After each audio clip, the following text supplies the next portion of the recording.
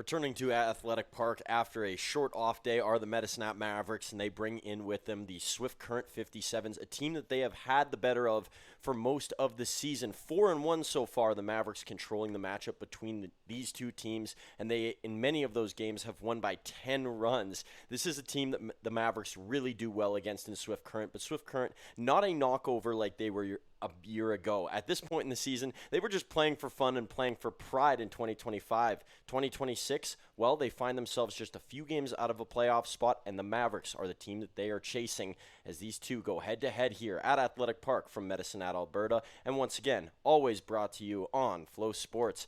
My name is Truman Bartman. Alongside me tonight, we're going to have a couple of fun guests, and we'll leave it to see who those are, and I guess hear from them when they come up to the booth. One you know very well, and one you're going to get to meet. And, of course, we're going to meet the starting lineups in tonight's game as well, and we will have those for you around the break when we come back here on a beautiful sunny night in the WCBL.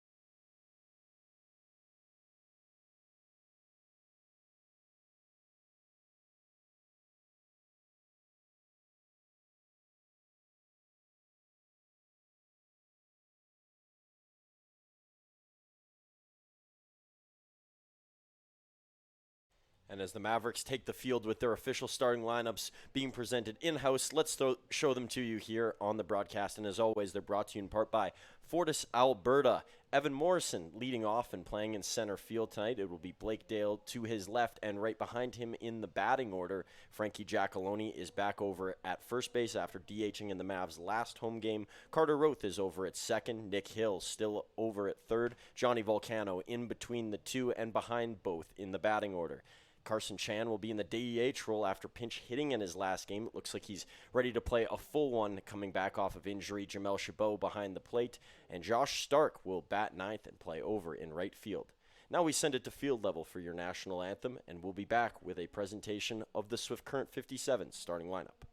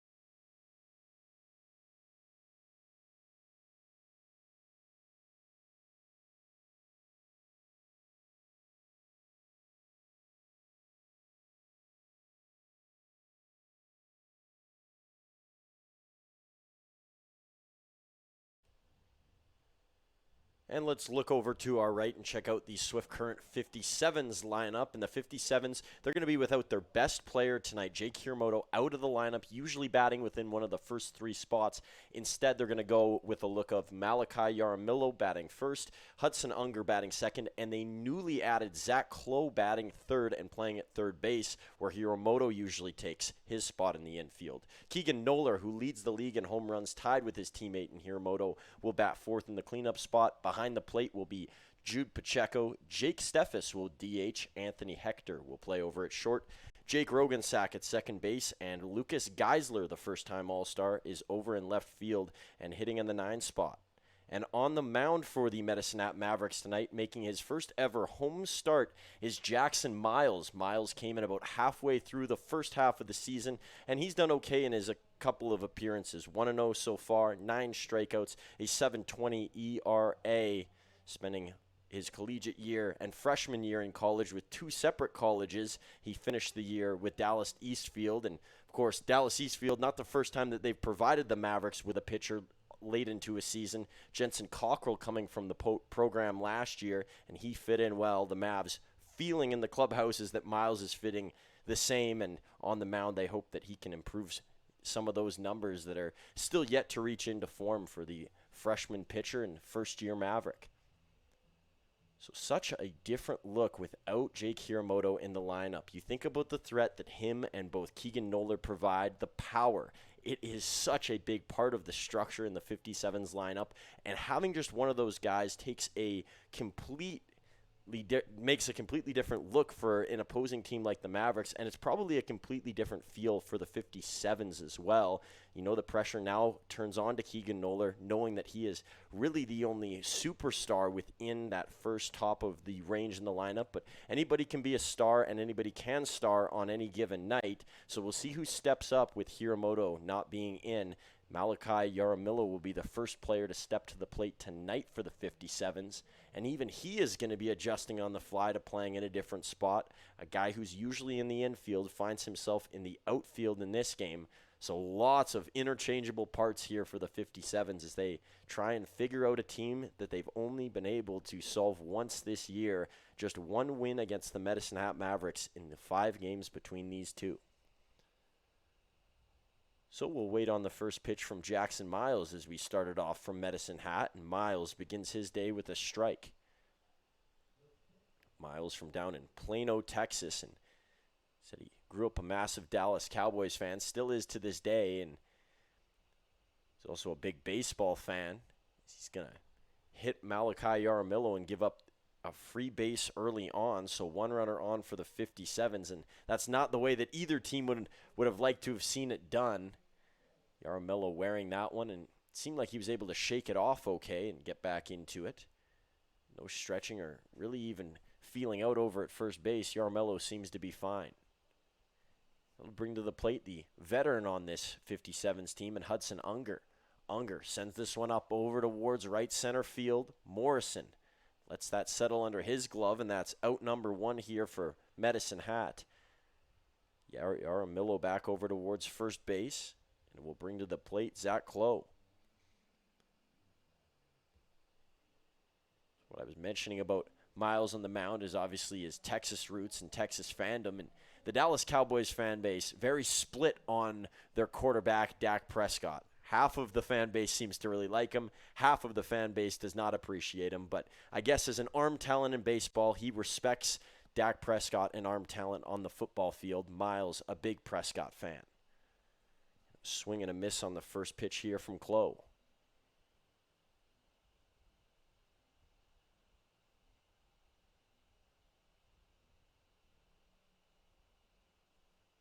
Miles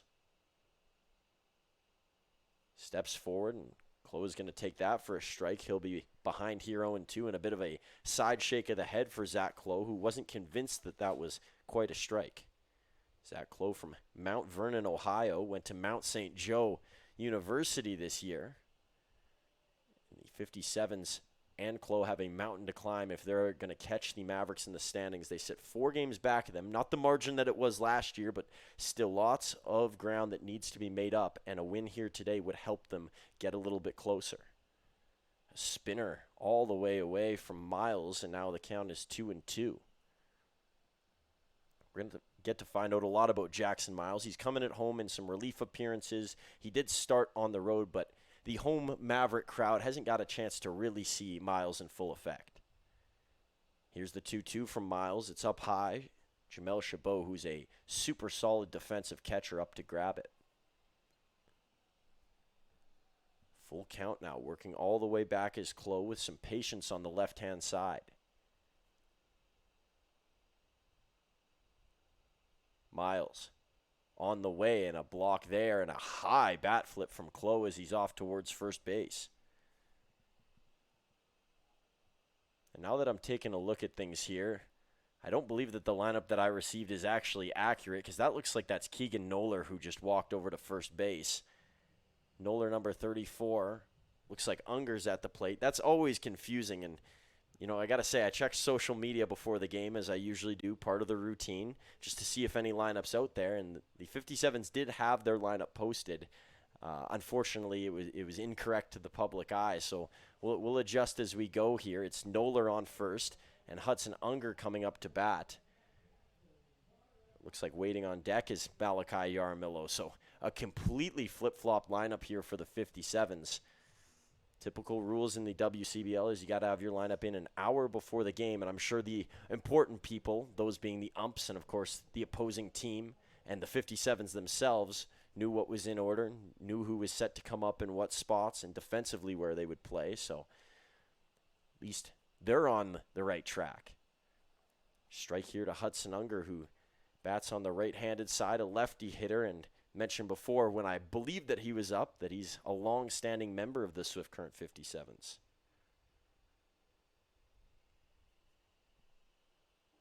Miles, a late call from the home plate umpire, and it's nailed in for a strike. It's the local product, and Willie Glasgow who's behind the plate. So Willie Glasgow, done lots of games here at Athletic Park, lots of games in the community. He's very familiar with what's expected and maybe the response he's going to get from the crowd. On some of his off days, he comes in as a fan and he calls the strike there, a swing in front of that from Unger, and it's a K from Miles, his first of the day. So now it'll be Malachi Yaramillo. Keegan Noller's over at first base and trying to get a peek at who it is over at second. Waiting on deck will be Zach Clough.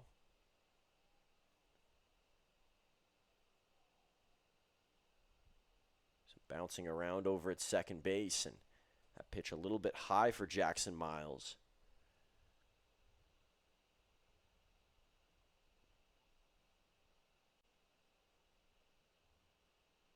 Miles has been in control of most of this game. If there was a lot of hits being given off, it would feel different, and that's how the last game began. There's a strike from Miles as he gets another swing, and looks like he has some chase stuff out there so far. Some wild swings from the 57s. Watched Hudson Unger strike out before. Even Keegan Noller in his at-bat, he came out swinging. Here's the 1-1 to Yaramillo, and that's a strike, no swing, and now it'll be 1-2. The Athletic Park crowd still starting to filter in, and that middle section of the stadium is where everybody gathers. With the hot heat the Medicine Hat's been getting recently, that is a primetime spot here at the Diamond. Here's Miles on the 1-2. This one popped up. Going to be a tough play, and it won't be playable as it's into the stands and off a pair of hands.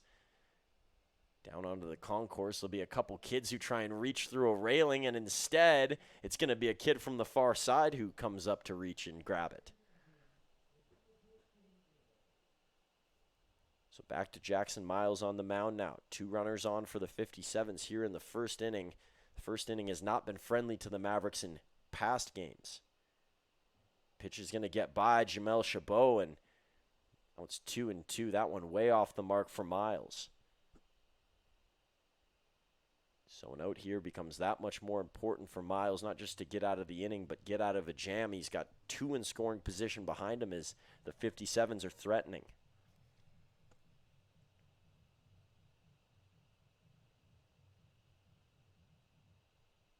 Miles into the mitt, has 1 pitch to play with here. Here comes the pitch to Yaramillo. Ground ball, low one.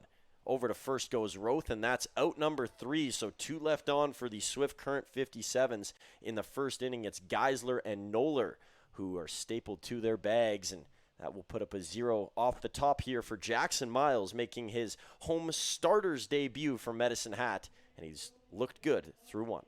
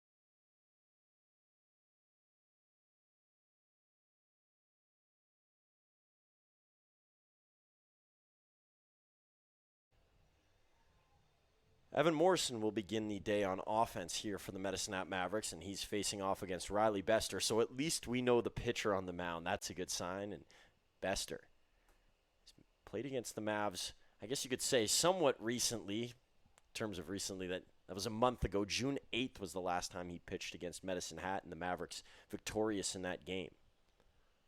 Here's the 0-1 pitch here to Morrison. It'll be 1-1 to him to start here against Bester. Bester from Feather River College saw Tanner Hale pitch here in the last game for the Medicine Hat Mavericks. Those two were teammates at Feather River this year. 1-1 to Morrison. That quickly turns to 1-2.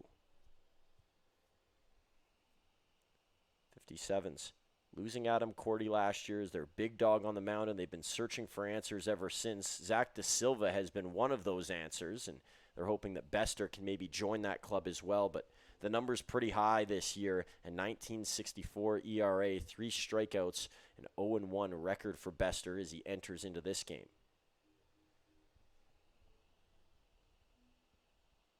2-2 look to Evan Morrison. Morrison will foul that one towards Blake Dale, who's on deck for Medicine Hat.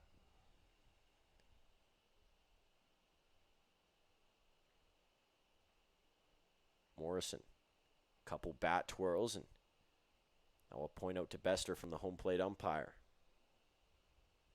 Morrison smashes this one into right field, and it's down for a base hit, maybe two. Morrison can move really well, and he's off to second, and he's trudging for third. Morrison all the way around, a quick throw, a slide in, and he's on top of it. Evan Morrison, a leadoff triple as he stretches out a deep hit, and the Mavs in business. That's how you want to begin a game. Usually for Morrison, the typical trend has been strikeout or walk. He can get on base, he can take first, but sometimes an inning can stall when a guy's not far enough. Now with Evan over at third to begin this game, takes the pressure off of Blake Dale. Anything in the air is going to score Morrison, and that is his speed on display in the best way possible.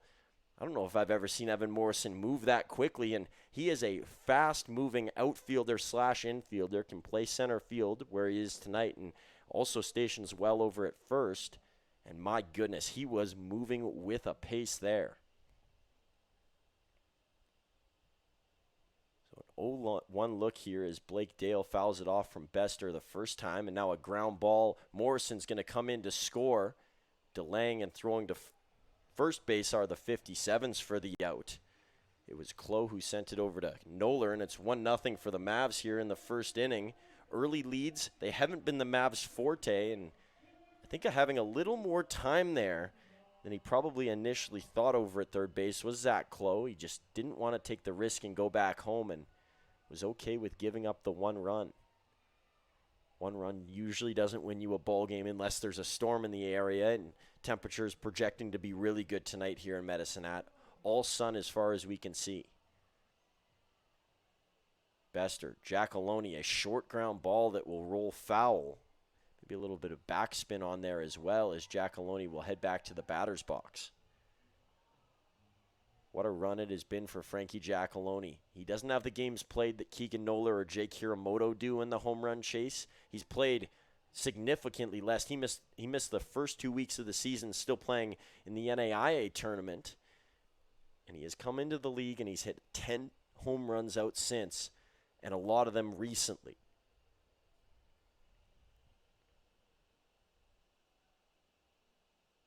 Bester kicks to Giacalone, and pitch number 2 is going to be down in the dirt for a ball. Waiting on deck is Carter Roth, and then Nick Hill will follow him. That's been the typical look for the Mavericks over the last couple of games with the add of Nick Hill to this lineup. Giacalone loading up and swinging and missing.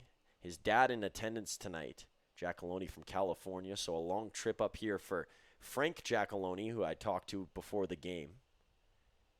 He says that Frankie's grandma is always wanting to watch the highlights, and whenever he hits it out, she's getting a clip of the big swing from Frankie. Bester, the 1-2, Giacalone gets a good piece of it, and it's close to the line, but just foul. And that would have been extra bases for Giacalone had that landed in fair territory. Instead, he will go back to the batter's box and try it again. There's been 2 close calls for him so far, and one was much shorter than the other, but neither ends up in his favor.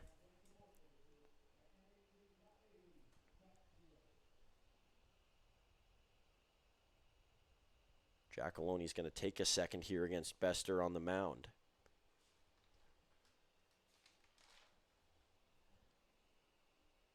Bester's last appearance against the Mavs was in relief, so they get a different look with him now in a starter's role. Giacalone fouls that one back, but they're going to call this a strikeout here. The throw down to first. They'll get him in time as hobbling over the bag is Giacalone, and now he'll gingerly jog back to the dugout.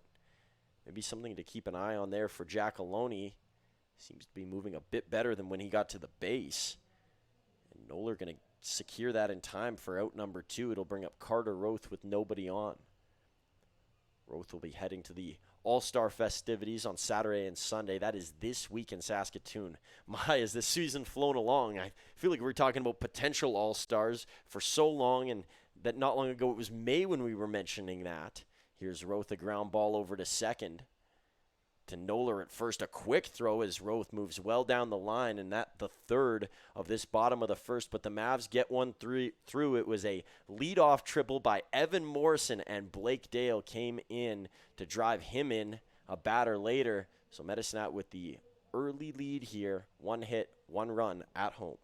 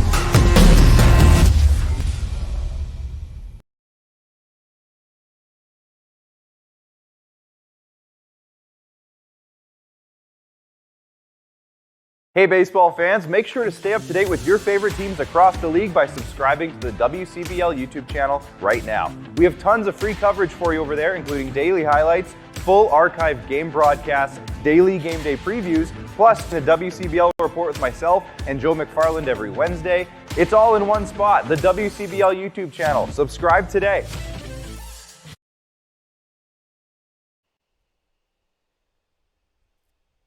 Zach Clow, ground ball over towards Nick Hill. A long ways to go. A hard throw. Giacalone down on the ground. The ball got by. Good coverage by Jamel Chabot behind the play as he snuck in and was able to recover.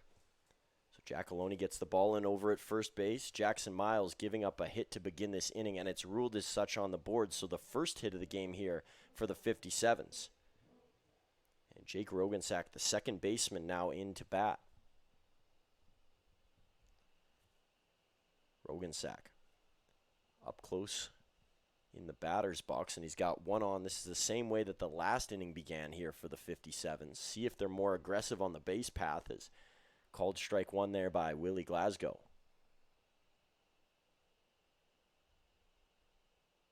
Longer leadoff over at first base, so Miles will have to keep a watch. He hasn't looked over there yet. This one fended off and sent foul by Rogensack. Rogensack playing his collegiate ball up in Edmonton this year in a beautiful stadium up over there that the Edmonton Riverhawks have. Now, I figured out a little while ago that the Riverhawks actually have 2 Riverhawks teams. There's one that plays in the West Coast League during the summer, and then a collegiate squad that plays during the winter and fall and spring seasons and practice together. Of course, there's no official Edmonton Riverhawks University, so players from some of the universities around Edmonton, whether that's MacEwan or the University of Alberta or NAIT, can go and play for the Riverhawks team while studying in school. Here's Miles, runner going to go. Chabot over to second. Tap on the helmet. Got him in time. That's out number 1 to begin the top of the second. The leadoff kept getting longer and longer for Clow over at first base, and they get the tag on him there. And Rogensack will now play with nobody on the base path, and will look at a 2-2 count against Miles.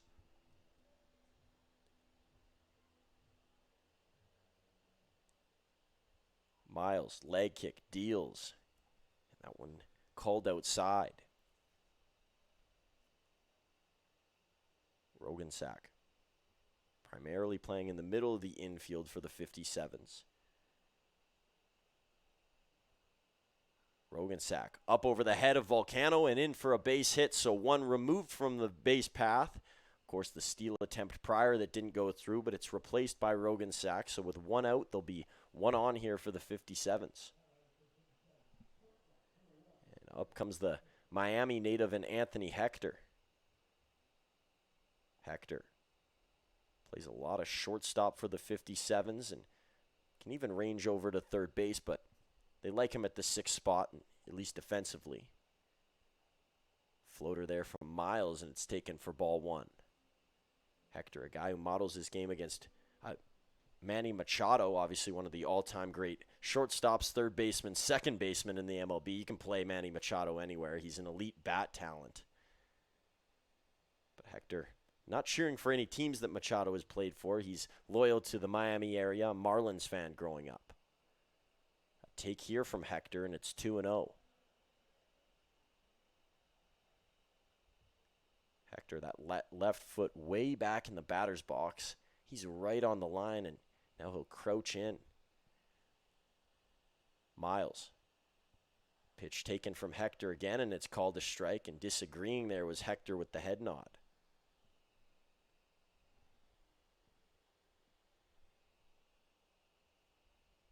Not a big leadoff over at first base from Rogensack. Hector, a swing and a miss as he was looking to turn on it.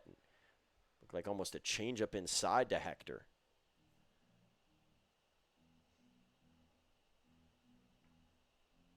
Anthony Hector won't waste a lot of time here. He's right back in against Miles, and here comes the pitch.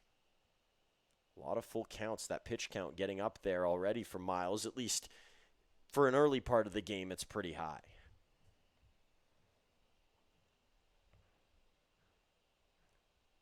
Full count look. Miles already walked one guy in this scenario, and that'll be 2 on the day as Hector's over towards first base, and free passes. They're being handed out currently by Miles quite a few times, and think about the hit batter to begin the game. It's really the only fault for him so far. He hasn't given up any super powerful hits or extra base hits, anything that's going to cause a lot of damage, but letting the 57s get onto the base path, that's one story, and a story that could end badly for Miles on the mound if it continues. So one out, and now up to the plate is Jude Pacheco, the catcher. Time called at the last second there by Willie Glasgow. I don't think it was Pacheco who called time. He was still in the batter's box when Glasgow stepped away. Miles.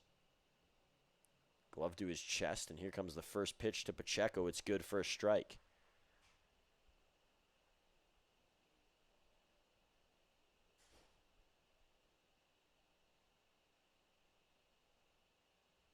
Miles, quick look over to second. Just missing again, was targeting that same corner that didn't merit a swing from Pacheco prior. Mavs defense, at least on the right-hand side, playing very deep. Carter Roth is almost on the grass, and Giacalone having to play behind with the 2 on.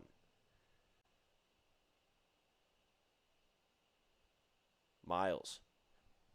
Fouled off. This time Pacheco generating a swing, but changing the location that time around was Jackson Miles. 1-2 look. Miles gets ahead in counts early, but it's been the back half where he slipped a bit. Miles, a bouncer. Roth going to try and get 2. Volcano's there, down to first base. In time is the call, and a double play for the Mavs. That Roth and Volcano combination has been working so well as of late, ever since Roth moved over from third to second. It's just like the Doan days for the two out there, and they make it look easy again. A double play here to end the top of the second, and base runners stranded again for the 57s.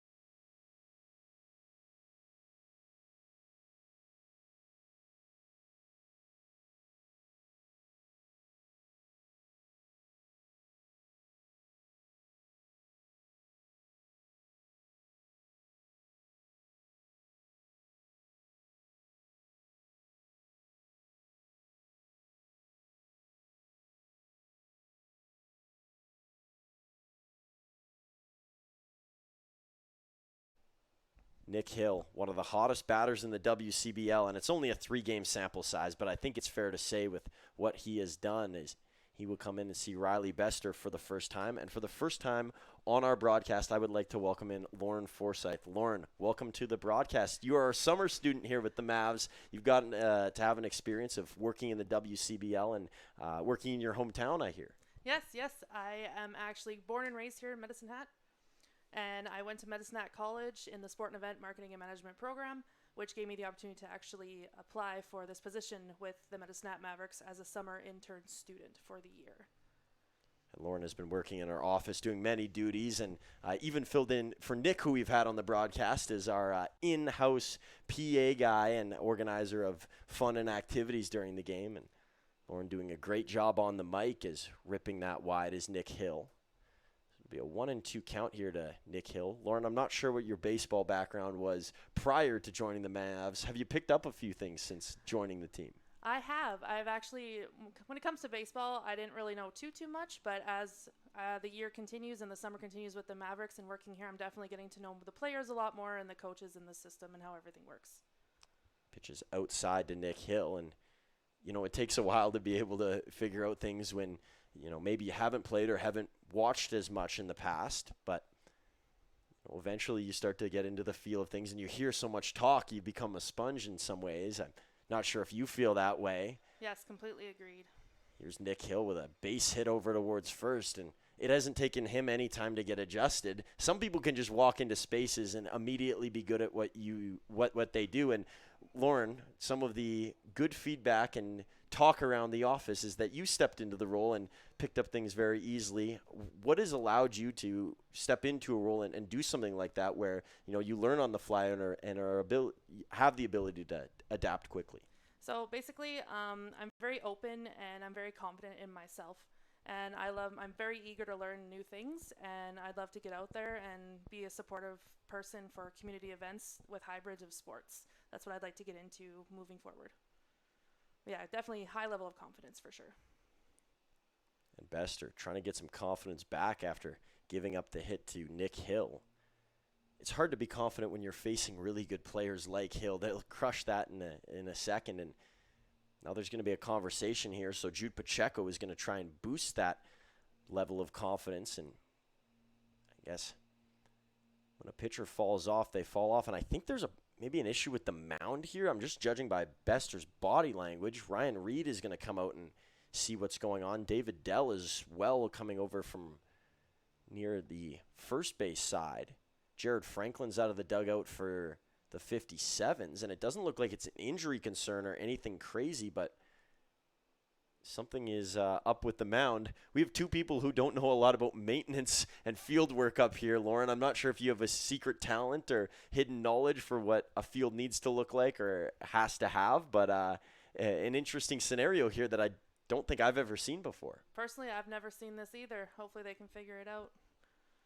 Might be something to do with the rubber, and this allows the perfect time for, I guess, you to elaborate a little more while we get things sorted out down below. Lauren, you mentioned the program that you're a part of. Where does the thought come from to join that? Where does the passion come from? And then, I guess, on the other side of it, once you go through your program, where did sport kind of fit into it and wanting to work and be in a space where sport is prevalent? Well, for starters, like my program that I entered and applied for, I actually went out and applied for it on a whim.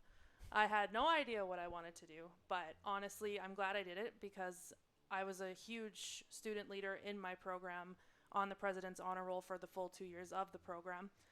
So basically, if you're interested in anything sports related, sports management, event planning, event management, any of that, I highly recommend a program like that.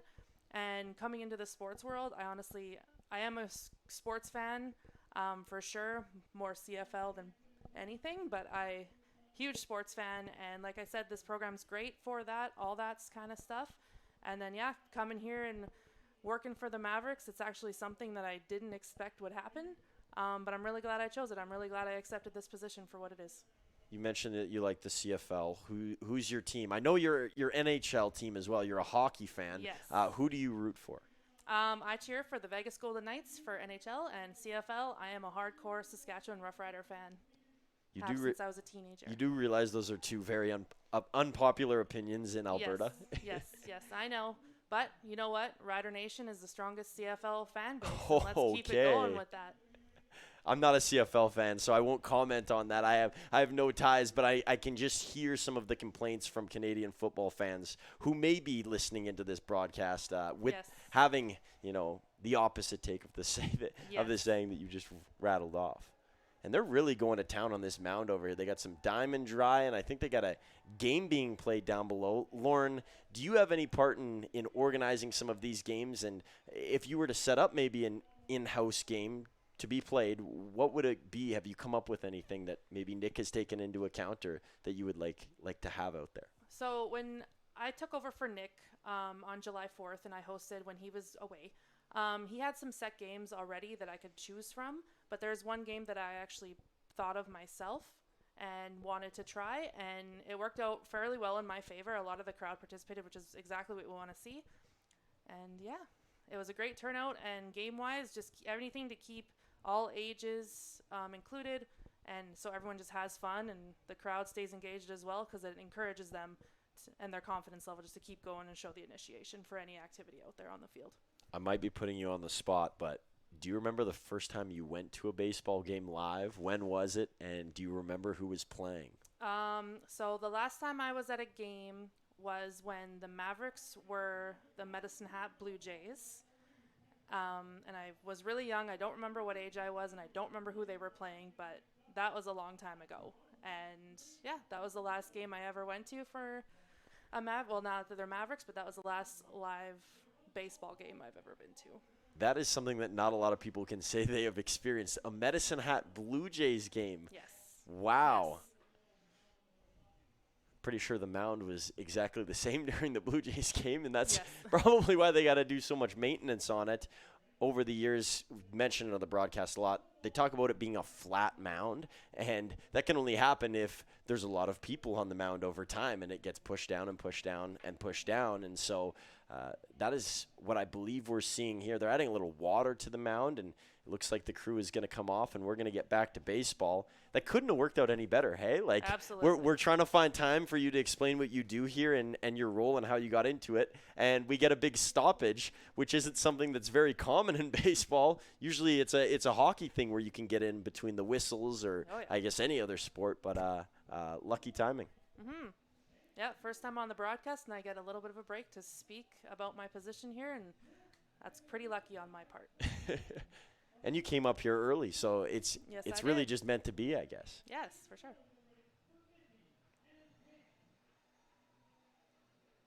I think they got in 2 mini games down there during the break, so Nick's night's going to be a lot easier. Yeah, Nick will be happy. Those last couple of innings, he's just going to get to sit back, relax, maybe become a fan for a little bit. Maybe have a snack. Yeah, good time for that. So it's a 2-0 look to Johnny Volcano if you're just coming back with us. It's a foul tip strike here as Bester starts him off with one in the zone. Nick Hill's over at first base. The Mavs have the lead already, but they're looking to extend it here with some sharp play to begin the bottom of the second. Throw back to Hill, and it was off target. It was a whip around throw there from Bester. Volcano brings the bat above his head and now waits on Bester. Hill a long leadoff and a swing and a miss for Johnny Volcano, who's been playing really well, batting over 300. He's not going to blow you away with power by any means, but he's a base hit machine and can even send it out to the back wall once in a while and make you pay.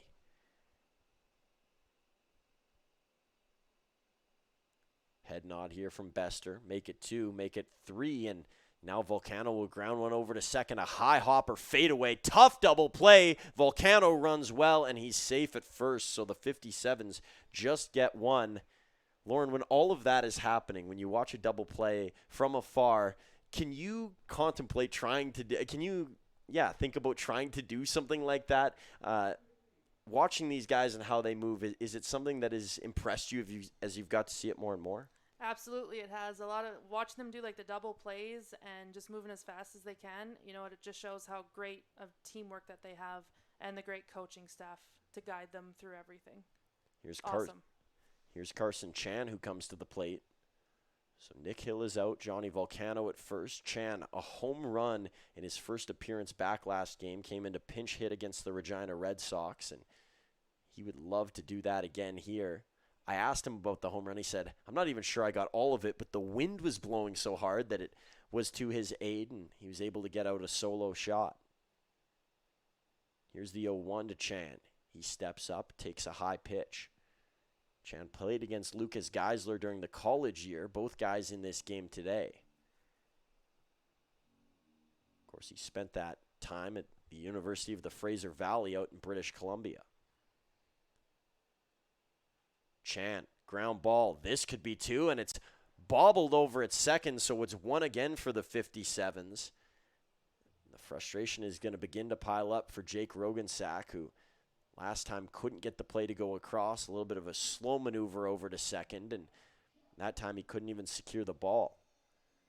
Volcano into scoring position, and now to the plate comes Jamel Chabot. Bester's going to take his time. Lauren, we've been lucky with some good weather here lately. I'm sure you've been enjoying it outside of work.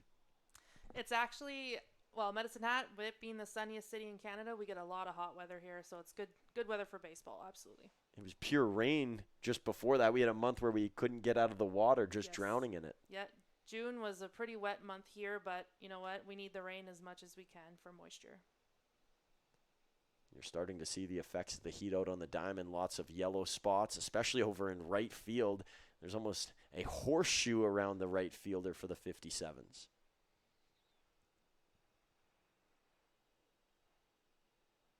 Oh, 1 count here to Chabot, and he'll take a strike from Bester. He's behind 0-2 here.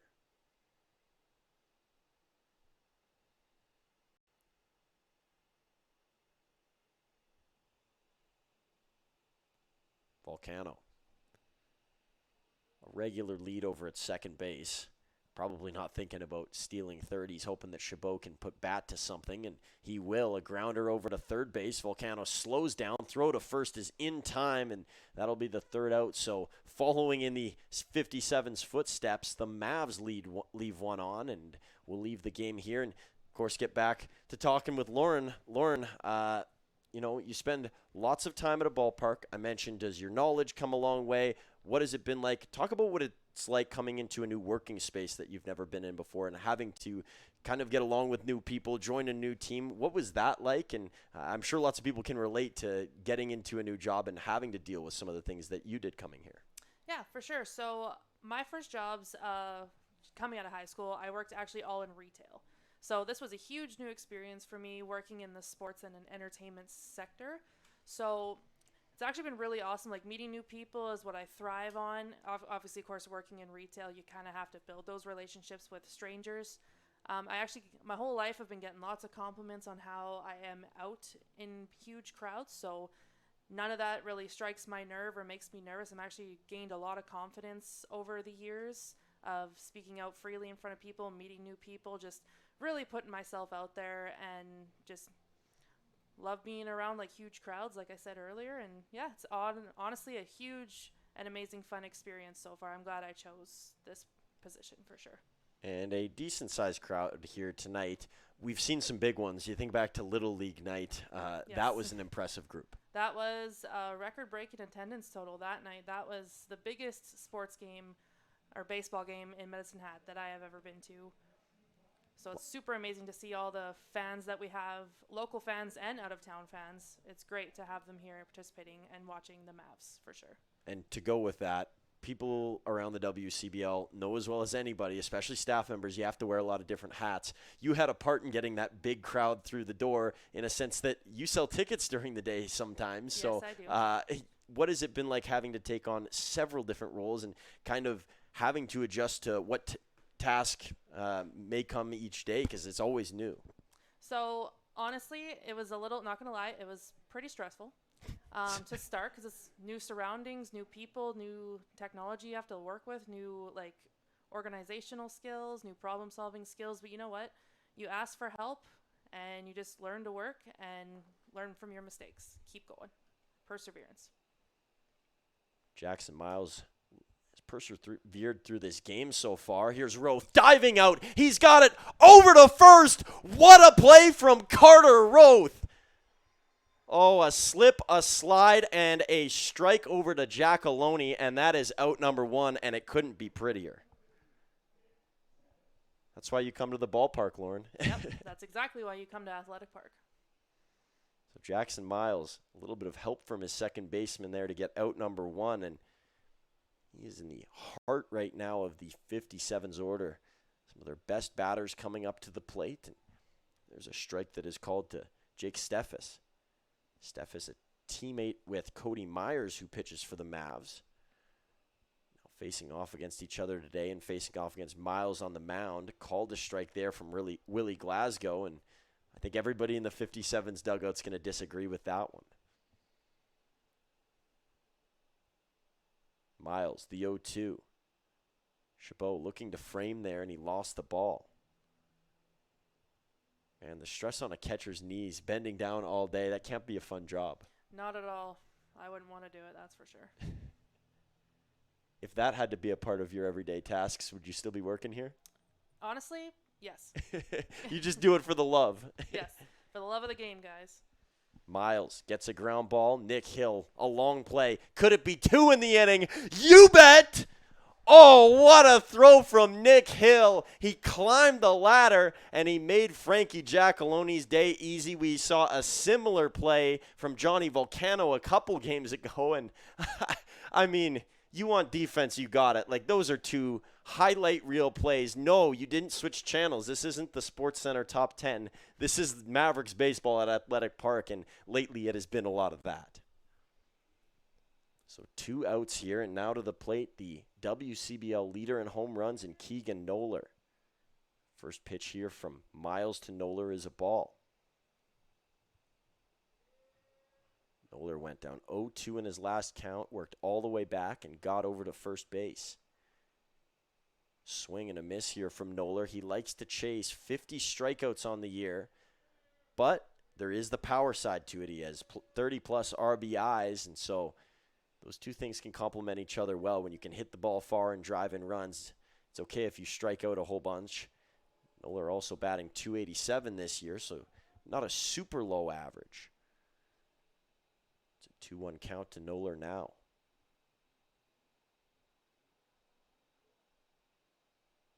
Miles, Noller, thought that was close to his body, so he held off. I wouldn't want to be standing in the batter's box with a pitch 80 miles an hour or more coming right at my chest. Neither will I. No, thank you. Miles, 3-1, not close. First base again for Keegan Noller. I'm not sure what that person's yelling down below. I've heard beer once, and then I heard here, and I can't really make out what's being said. Lauren, do you have any ears on the situation? I've been trying to listen, and to me, it's like it says beer and talking about the beer batter. Oh. The strikeout with the beer batter. You know, that's a good thing you figured it out. We got a detective up here in the booth. Ball one here from Jackson Miles to Hudson Unger. Unger struck out in his first plate appearance. Keegan Noller probably not a threat to steal over at first base, and now that's 2 balls to start the count. Jackson Miles going to take a step off the mound here and get reacquainted. One deep breath, and now here he's ready to go. Miles can't find the strike zone again. He's been trying to work away from some of these left-handed batters, and that didn't generate a swing. 3-0 count. Took 2 courageous defensive plays to get the first 2 outs, and Miles struggling to get the next, but he gets a call for a strike there. Waiting over on deck for the 57s is Malachi Yaramillo.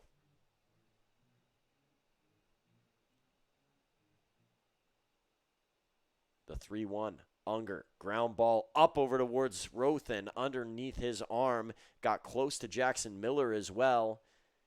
If you're a batter and a pitch is coming towards you, that can be scary sometimes when it's really close. The same goes for a pitcher in that scenario, just over the head of Miles, and you twitch for a second because you think, could it hit me in the face? Yeah, you always have to keep an eye out for sure because you never know. Would you require hard helmets to be worn on a baseball diamond if you were out there, Lauren? Yes, absolutely. You didn't take a second to think about that one. Oh, well, you never know. Safety first, right? And speaking of getting hit, there's a hit by pitch to Malachi Yaramillo. The second time a 57's batter has been hit by a pitch. So there was 2 out with nobody on, and now the bases are loaded out of nowhere here for the 57s, and Andrew Bench is going to sprint out onto the mound, have a conversation with Miles. And another chance to step away and focus on about what goes on away from here. Lauren, we know where you're headed to next. You're going to head back and do your regular role. Your first experience on the broadcast, how has it been? What is it like to feel like you're talking to nobody, but there's lots of ears listening out there? Honestly, coming up here, I had no idea what to expect. Just a lot of intensity and a lot of play-by-play. But coming up here, it's actually really cool. The view up here is great. You get to see the whole field, everything in action. And up here, it's just smooth sailing. I actually quite enjoyed coming up here for this. And you didn't even mention that we get air conditioning up here. So thank God for the air conditioning. That's always a win. Thank God. It's so hot outside. But great weather for ball. Looking to cool off on the mound here is Jackson Miles. He's been under a lot of pressure in this game, and he's feeling some of the heat that the 57s have put on now. First pitch is a strike, and the wise words from Andrew Bench paying off early here.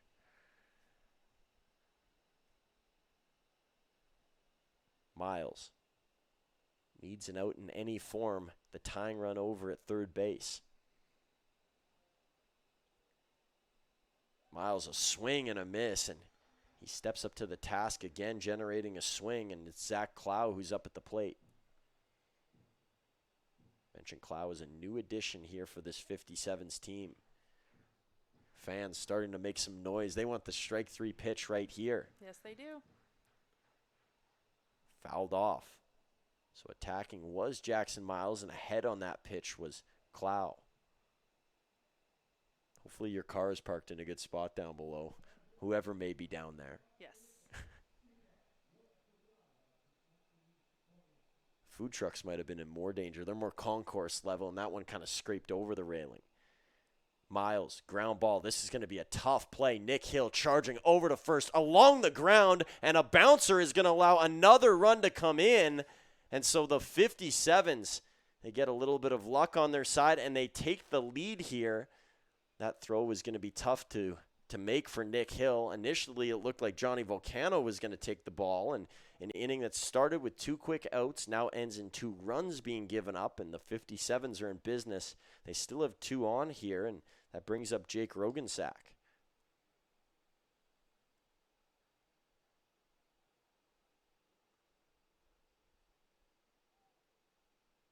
Miles pitches for a strike. And an error has been recorded. I didn't see if it was because of that last play, so maybe not wearing all of the earned runs here will be Jackson Miles.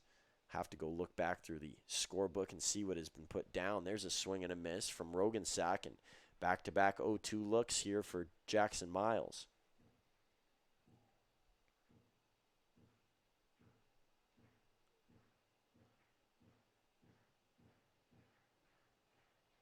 Miles swing and a miss, and he gets a strikeout to end the inning. But the 57s, they take the lead. A late 2-out rally. They load up the bases and get a bounce in their favor, 2 across. The Mavs trail by 1 after the top of 3.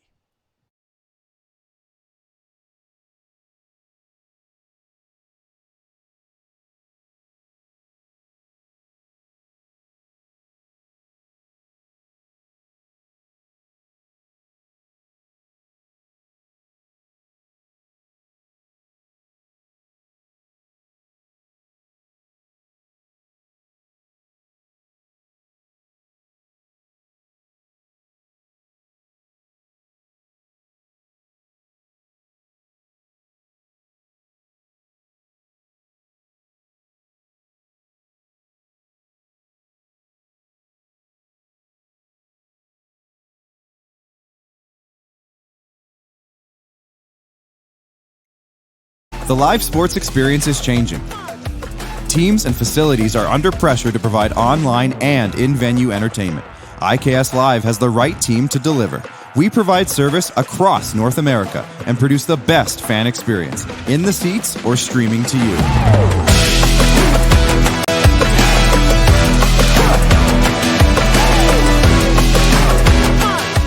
IKS Live continues to bring you the best seat in the house.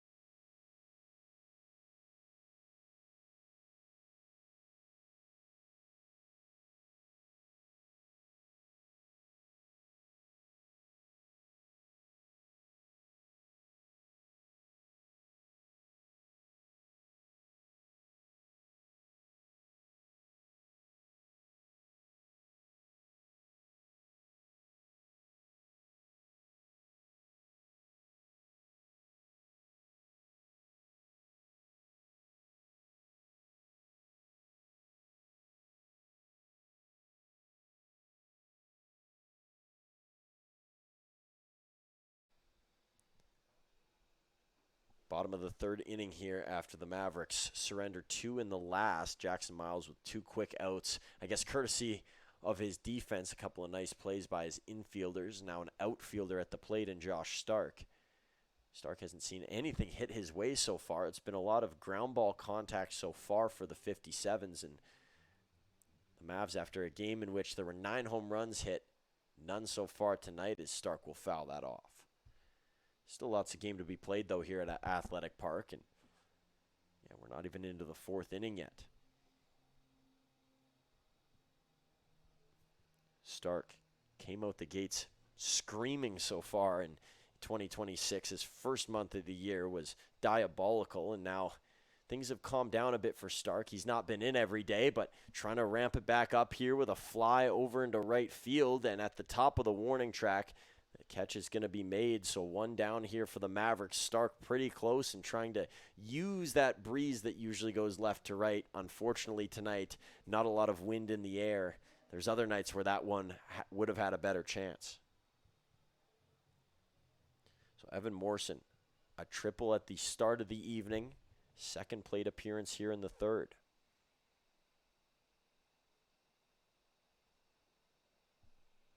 Bester. First pitch to Morrison is a strike, and you can see Morrison with the come-on look down below.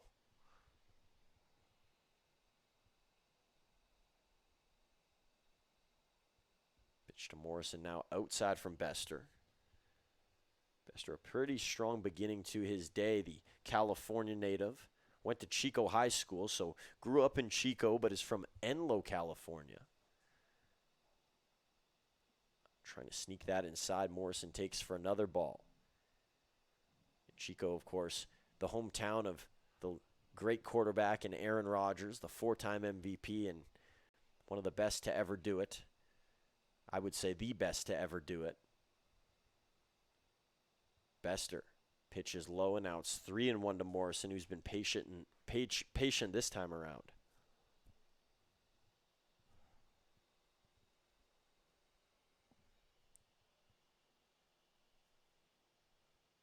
Bester, a head shake on 3-1. Here comes the pitch to Morrison, and he'll take high. It's a walk here for the Mavs with one out. Spoke about, of course, football player Aaron Rodgers, and a big football fan is Riley Bester, a Philadelphia Eagles lover. His favorite player, a different NFL quarterback who has been a Pro Bowler and Super Bowl champion, and that is Jalen Hurts.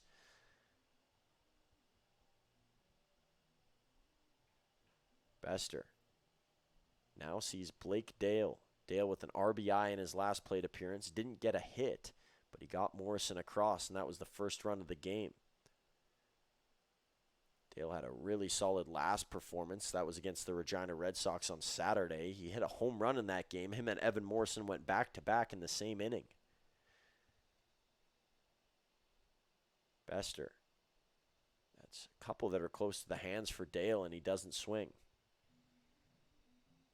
Waiting on deck is Frankie Giacalone. And in the hole is Carter Roth if we get that far. Now there'll be a talk between Jude Pacheco and Riley Bester on the mound. Bester taking a look over his shoulder. I'm not sure what that was about. We'll head back to the mound once again, which has been redone in this game. There was lots of construction going on in the second inning. Some water being provided out there, and I think it's because the mound got a bit flatter, and maybe there is even a ridge up top. Home plate umpire Willie Glasgow will come out and separate the two, and we'll get back to baseball here with one on for the Mavericks. Morrison stationed at first.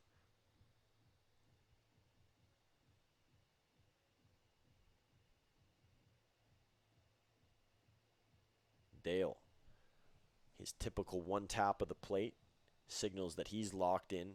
Bester looks towards home plate. The pitch to Dale, a ground ball, could be two for the 57s. Now it's going to be a struggle to get one, and they do get Dale at first, so they'll advance Morrison. A really tight call, and it was down to the wire as Dale hustling down the line. A bobble over at third base by the 57s, and there have been a couple of defensive mishaps in this game.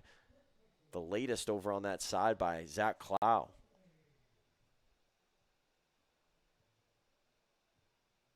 Two out here for Frankie Giacalone. He'll look to tie the game up here with Morrison in front of him.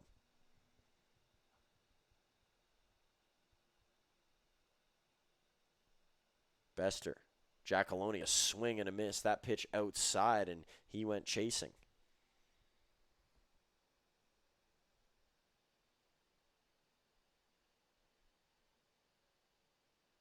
Bester, hand on his side. He'll wait on Giacalone to get set.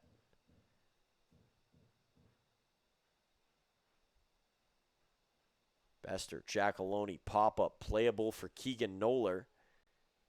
Nola into foul territory, nearly lost it, but will make the play at the tail end. And the Mavs, another inning with nothing to show. They trail by 1 after 3. We'll head into the 4th and be back here on Flow Sports.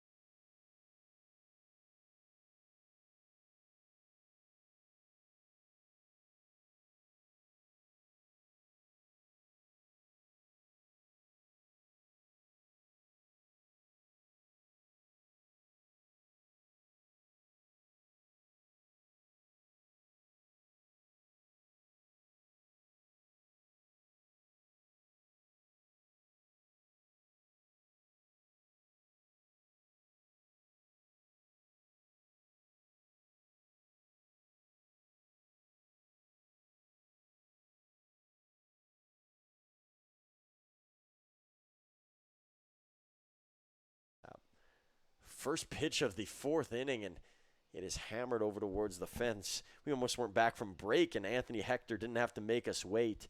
Jackson Miles, 4th inning of work. There's some shuffling going on in the Mavericks bullpen, but nobody up and throwing. Hector, second pitch is taken for a strike.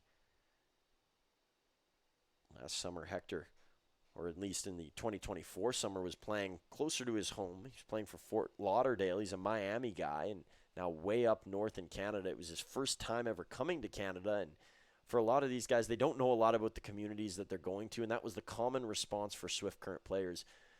They didn't know what Swift Current was about. They didn't know what to expect, and all they had was Google searches. This one is mashed over towards Josh Stark, and it hung up in the air, and similar to Stark's hit from the last inning, Hector with a fly out to right.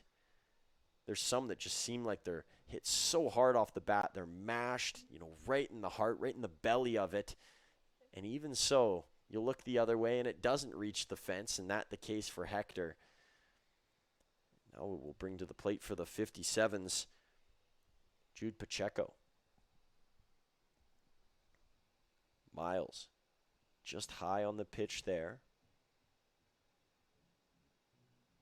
Miles, very standard in his routine. Not a lot of moving parts. Of course, if you were to really look into his swing, I'm sure there's plenty of intricacies, but from afar, it's a pretty simple, straightforward routine.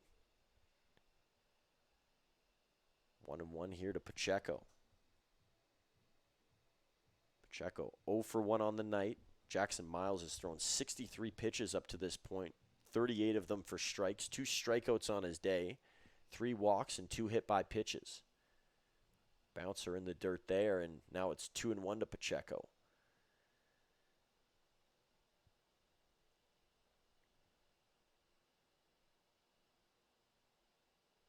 Miles, a head shake, and now he looks towards the gloveless Pacheco. That went into the glove of Jamel Chabot. It was way away, and now it's 3-1.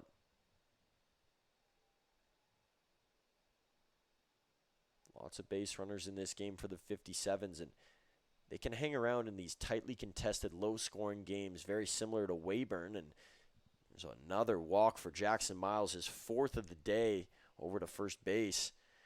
We'll go Jude Pacheco. So Pacheco at 1. Lucas Geisler, the leadoff hitter, is up at the plate.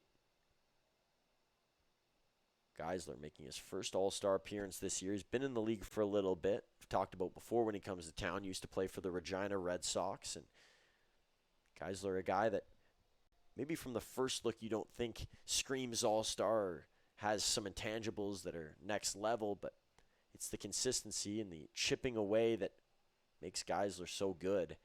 He's competitive in his at-bats, and he's up here looking to compete against Miles once again with a guy on. Miles. Backhand catch of sorts from Jamel Chabot, who had to flare out. Now some warming up taking place for the Mavericks. It looks like it's Miguel De Jesus who's getting up and ready.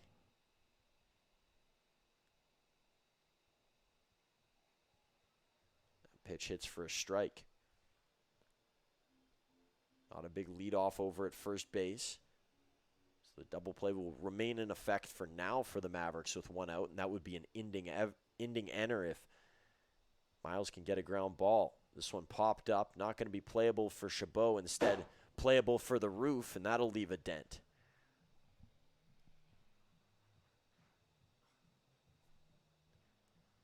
Miles onto the rubber. We'll do it again at 1-2. Geisler. And strike 3 called. The pitch looked like it was hanging a little bit low. A good frame from Jamel Chabot, and Miles will get the call to go. Jake Steffes. Move to the opposite side. So lots of flip-flopping in the order for the 57s, but it'll be 2 righties in a row here for Jackson Miles if he sees Keegan Noller. Noller over on deck.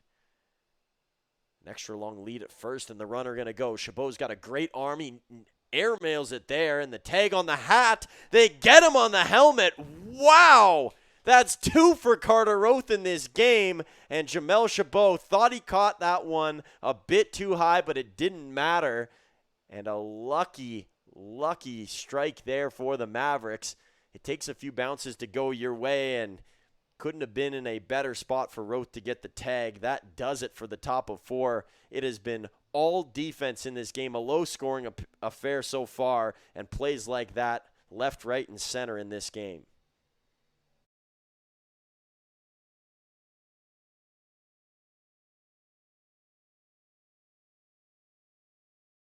Have you ever wondered if there's one thing that connects people from across our province? Something that connects the coffee shop to the spray park, or the brewery to the rodeo, the campground to the sports field. It's pretty amazing when you think about how it's all connected, because it truly is. And it's all we think about, so you don't have to.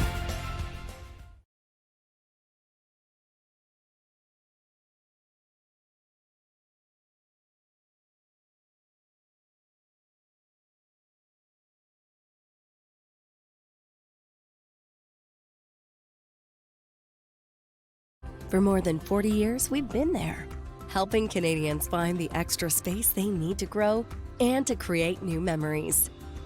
Sentinel Storage. Buy Canadian, store Canadian.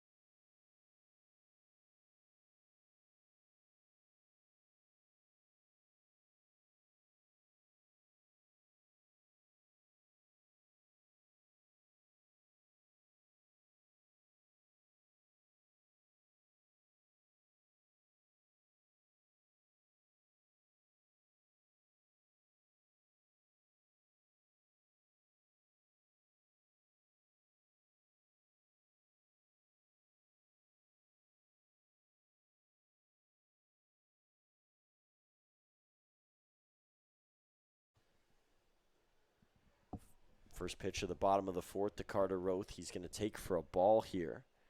So Riley Bester, so far he's bested the Mavs.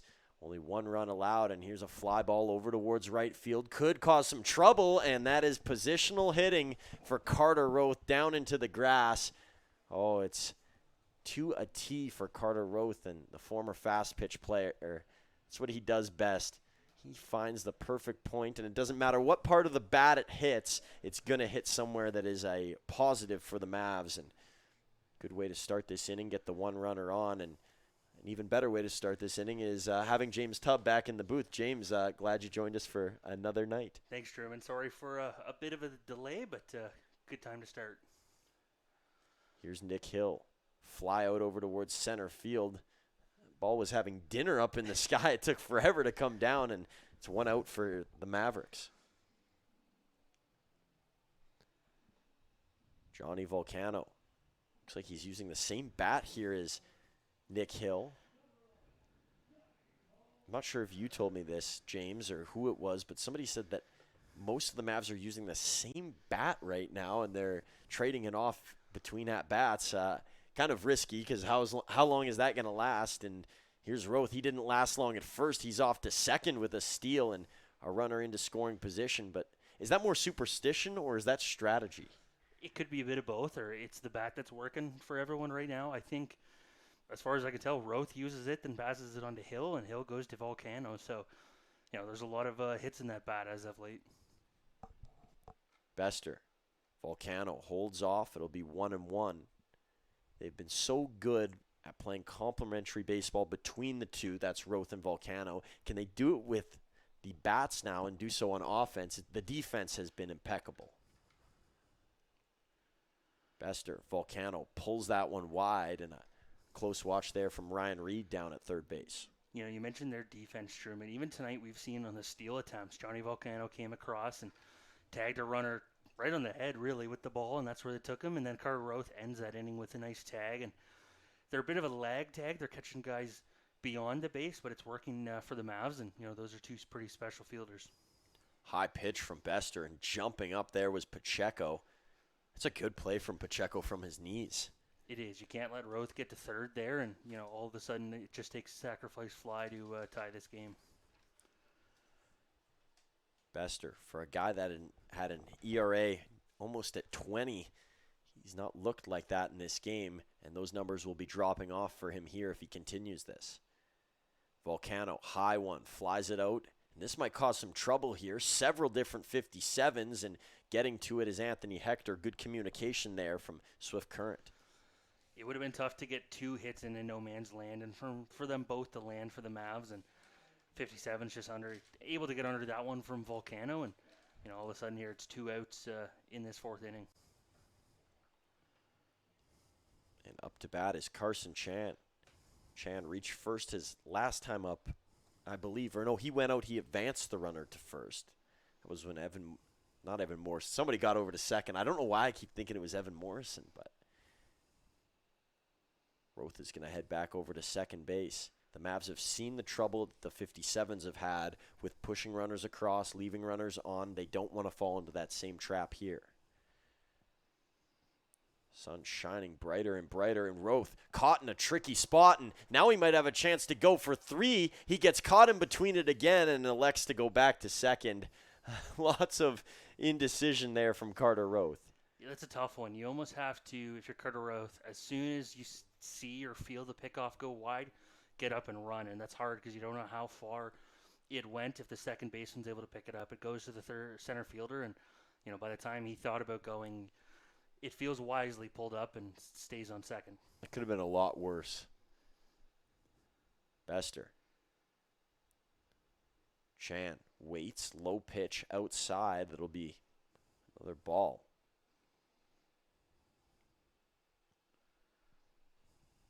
Warming up here behind Bester, and rightfully so for how well he's done in this game. Just the one run and 3 hits. High one. Roth is causing lots of trouble. We saw him get tagged out after he did something similar over at first base and kept going to the well and going to the well, where I believe the Weyburn Beavers in that game, and they got the tag. Correct me if I'm wrong, James, but sounds familiar. Something similar over at second base going on here. It's tough to throw back every time if you're Bester, so that's why there's just been the one toss. It is, and you throw one wide. Where's the confidence level with that pickoff move to second? Steps off now. Maybe the next move, if he wants to check Roth, is just a step off and almost a fake throwback just to reset things. 2-0 count here to Carson Chan. Chan swing and a miss, and looked like he was ahead on that one, looking for something to be crushed. And Chan, I wouldn't call him a pull hitter, but he does favor the right side. He does, and we saw the home run Saturday night. The pinch hits in the ninth, and he's able to pull that one, bring the Mavs within 3 of Regina, as close as they got, and it was a welcome spot for Chan to get back in the lineup. Bester steps off, fakes to second, holds onto the ball. You can see the chest tap over towards Jude Pacheco. I think Pacheco was ready for the pitch and didn't expect that to happen. Or he might have called it too. Pacheco might have called for the pickoff.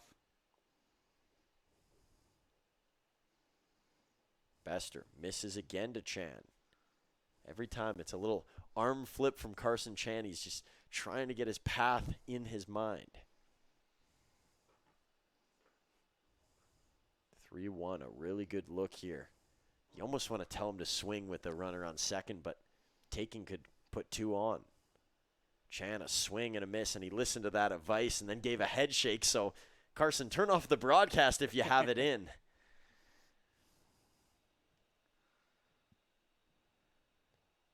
Full count here to Chan. Of course, to clarify, no players are allowed to wear headphones during the game. We're not speculating that's happening.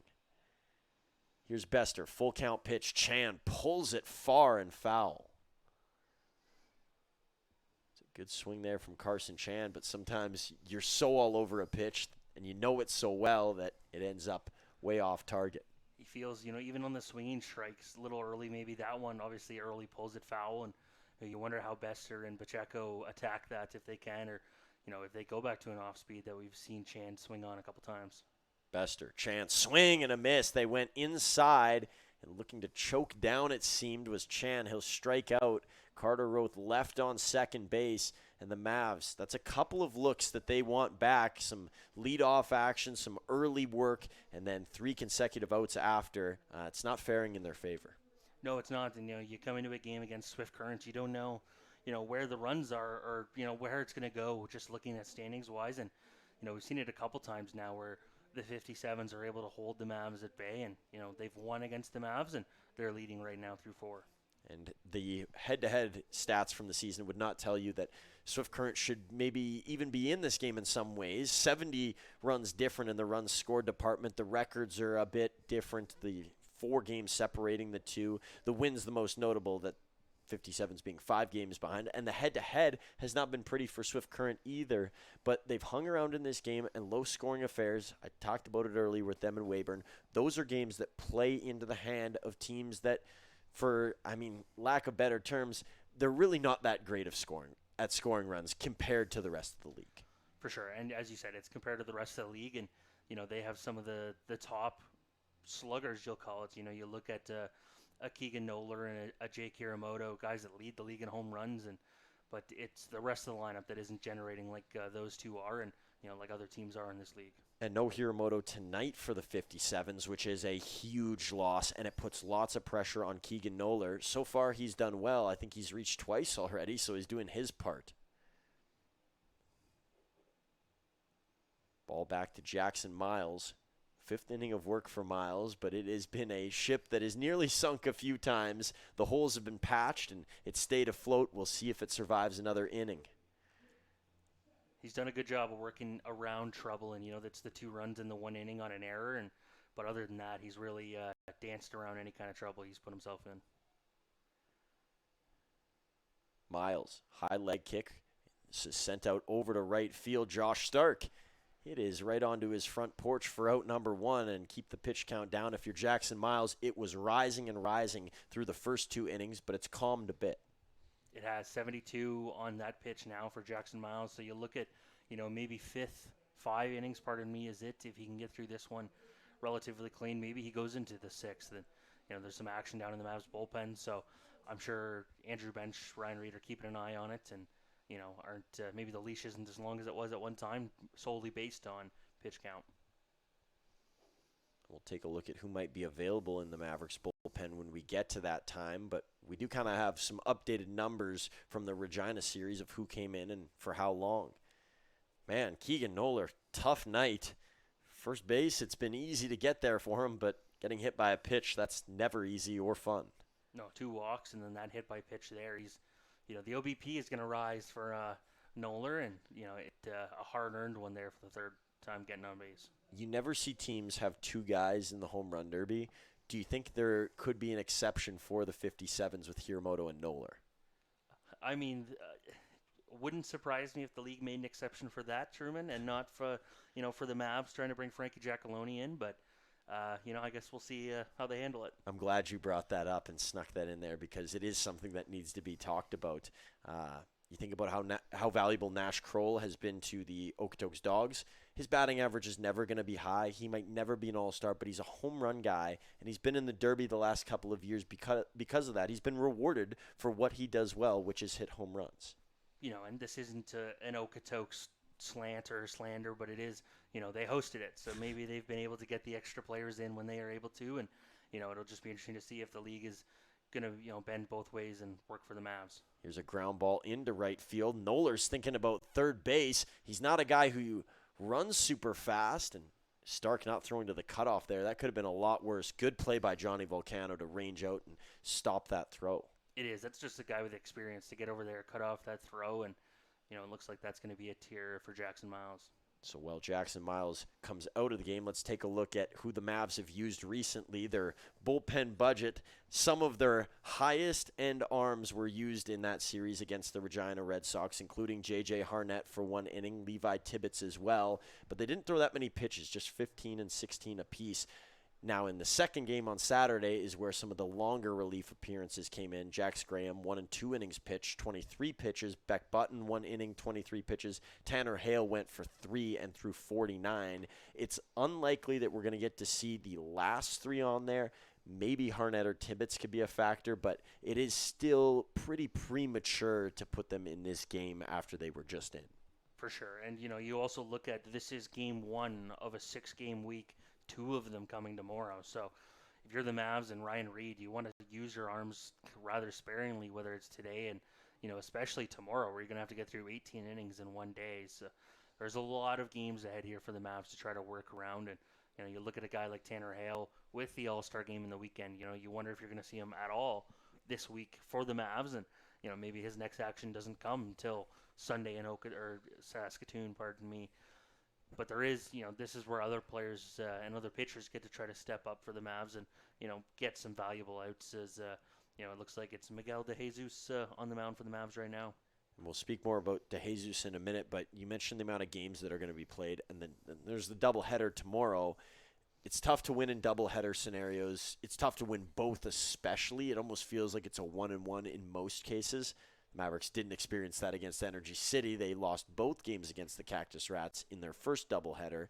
But at the same time, you think about how key this game is because divisional opponent in the 57s who are trailing them, and for most of the Mavericks' existence, at least over the last 3 years, they've done really well against Swift Current, and they feel like it's a game that they should be able to take quite simply. They have, and if you just look at the standings, it's a game you should win, right? If you're a team that's in third in the division, Swift Current, now they're in last. Regina passing them on the weekend. So it's a game you need, and, they're going to get Weyburn on Tuesday then. They're going to go to Okotoks on Wednesday, and then it's 2 against Saskatoon. So there's divisional games ahead. The first one of the doubleheader, Sylvan Lake. That's a tough team to face. So you got to take your wins where you can get them, and right now for the Mavs, this is, one that you would maybe circle going into the game, and right now they got to kind of circle the bases here to try to make sure that happens. I don't want to make it feel like we're dunking on Swift Current No, at all either. not at all. I'll put it this way. If they're in the West Division, they're one of the best 4 teams. Unfortunately, they're in a loaded Eastern Division this year where that is not the case. They have a better record than Energy City, Fort Mac, and Brooks, so they'd be in a playoff spot on the other half. Miguel De Jesus, first pitch is going to be a ball here. This is a guy who at college talked about that his control was an issue. He couldn't get it in the strike zone. He'd walk lots of batters. But he says that he feels like he's turned a leaf since he came here and that lots of pitches that would have been balls when he was in college are now finding their way into the strike zone, and they're getting swings. That's a benefit of what the WCBL brings for, pitchers and hitters. If you're coming off of a, not up to your own standard college season, you can use the summer to, play high-end ball and try to get right for the fall. Swinging a foul off. Jamel Chabot has that one bounce into his gut. Not sure it would have been a hard bounce, but always good to have a chest protector. You don't want to lose your breath over something like that. No, there's enough foul balls that get hit backwards. You don't need one coming off the netting and leaving a bruise or hurting you a bit. And enough that catchers have to deal with. Catchers are people too. Just because a ball's being thrown at them doesn't mean that they need to be hurt or, have pain inflicted when the ball does reach. DeJesus, this could be a genius strategy here for the 57s. Noller hopping over. He's thinking about heading home. The throw home from Volcano, and they're going to get him out. Johnny Volcano, a great watch. And that is a genius play in some ways by the 57s, because if it works, it really works. Johnny Volcano just thinking outside the box and, going to the deepest part of his brain for that one. That's a guy that is watching the whole field and making the play and, just knowing when to cut to home and get that runner there. You'll surrender second base. And, a bit of credit to Miguel DeJesus, too. That's a pitcher stepping off. You're getting amped up to pitch, steps off, cools down enough to make the throw and, initiate the pickle there. And a swing and a miss. Chabot to first. There's the out. Miguel DeJesus. That is two big ones as he points over towards the guy on deck. And I'm not sure what was said. A fun-loving guy in DeJesus, a clubhouse favorite. And he's got to be a favorite walking into the dugout after he got those two outs.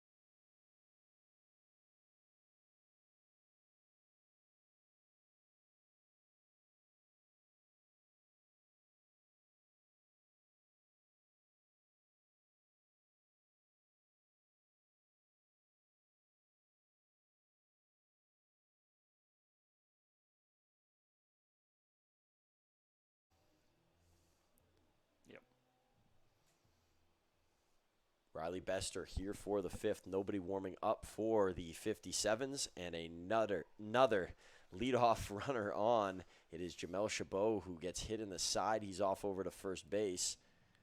Sound like Frank the Tank there for a second. A nutter. Putting two words together. Here comes Josh Stark. That's 4 hit by pitches combined in this game. Just the first Maverick to be hit. But a lot of bruises coming out of tonight's contest. Yeah, the ice baths will be filled high, and maybe I'm speaking ahead because I don't know if there are ice baths here, but you can always make your own. Bester, pitch to Stark. It's a ball. One over on first base. The Mavericks have to capitalize on these opportunities. Same can be said for the 57s. I think that is the loudest thing being preached right now for both of these teams. Chabot is going to go. This is a rare steal attempt for Jamel Chabot, and he's off to second. Sometimes you just try to catch him by surprise, and Chabot running on the pitch there was waiting to see if it was maybe a hit and run, but nothing really for Josh Stark to swing at. If it's hit and run, you still swing anyways, and he held up. So must have been a Chabot steal, and it worked out. 2-0 here to Josh Stark. He's pretty good with runners in scoring position, especially because he fancies the base hit in this place. Takes a ball here. It's going to be 3-0. It's been a while since we've seen a home run from Stark as well, but it's that soft contact, and when he gets into these 0-2 counts, shortens up the swing, just looking to brush something across. Different scenario here at 3-0. Stark flinches, was taking for most of the way, and it's 3-1. It's a good spot for that hit the other way and just put the bat out there. You look at the big hole between third and the shortstop playing up the middle, and even center field and left field, they're really playing Stark to pull, and now's the time to try to go the other way. 3-1. Here's the pitch from Bester. Other way it goes, and it's through for a base hit. Reed is holding up the signal over at third, and probably smart to do so. That throw was coming in hot from left field. Nobody outs, right? Even a double play here if the 57s turn it, scores a run, and now you can be a little bit aggressive, and that's a credit to Jamel Chabot to steal that base and put him now in this position, and runners on the corners for the Mavs. There have been some blowouts in this matchup. I would even say on both sides, because the one win this year was a blowout. The 57s beating the Mavericks 10-2. The Mavs a couple double-digit wins. But you think back to the last game of last season at home for the Mavericks. It was a walk-off hit for Jeremy Freeman Jr. in the bottom of the ninth to take it. And, that's not going to happen every single game, but it shows that this matchup can have some of those tightly contested ones, even with some of the players changing. Anybody can have a good night, and it looks like this has had the makings of a pitcher's duel at least through 4. The bullpen's always a question with both teams, at least this year they have been. At times, for sure, and it's still baseball, right? Anyone can win on any given night. You look at those dominant Dodgers teams, they still lose 40, 50, 60 games, so it's a hard sport, and more often than not, as I said, anyone can win. Bester misses to Evan Morrison. If you're not losing, you're probably not even playing. That's how I look at it. Bester seemed to have lost a bit of control. He was much better early on and got some good defensive plays as well. Here's a pop-up. Back goes Pacheco. Ball a little bit further, and that went off the awning. You can see about 10 kids trying to shuffle. They're going to go to the other side now and switch lanes. Somebody's going to get taken out on the concourse one of these days. The 1-1 coming up to Morrison. Really good pitch from Bester, and that's as close to a strike as you can get. The lefties for the Mavs have done a really good job of taking that outside pitch, and Bester's trying to bend it in there. Looks like off speed, and he's just not able to get that call.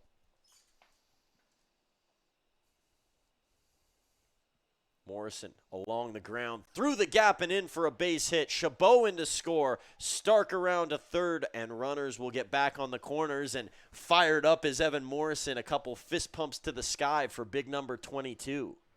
It's a nice piece of hitting for the Medicine Hat product. Just pull it to the right side. Don't try to do anything too crazy. With going yard, he's able to just get contact on that one, drives in a run, and trades places as the Mavs remain with runners on the corners in a now tie ball game. And Riley Bester didn't look like he was coming out of this game, at least in the last inning and to start this one. But Jared Franklin's out to the mound, a new pitcher coming in from the bullpen. And that will allow us to take a break here on Flow Sports. Bester, his day is done, gives up 5 hits in total. And there's a couple still on here for the Mavericks with nobody out in the 5th.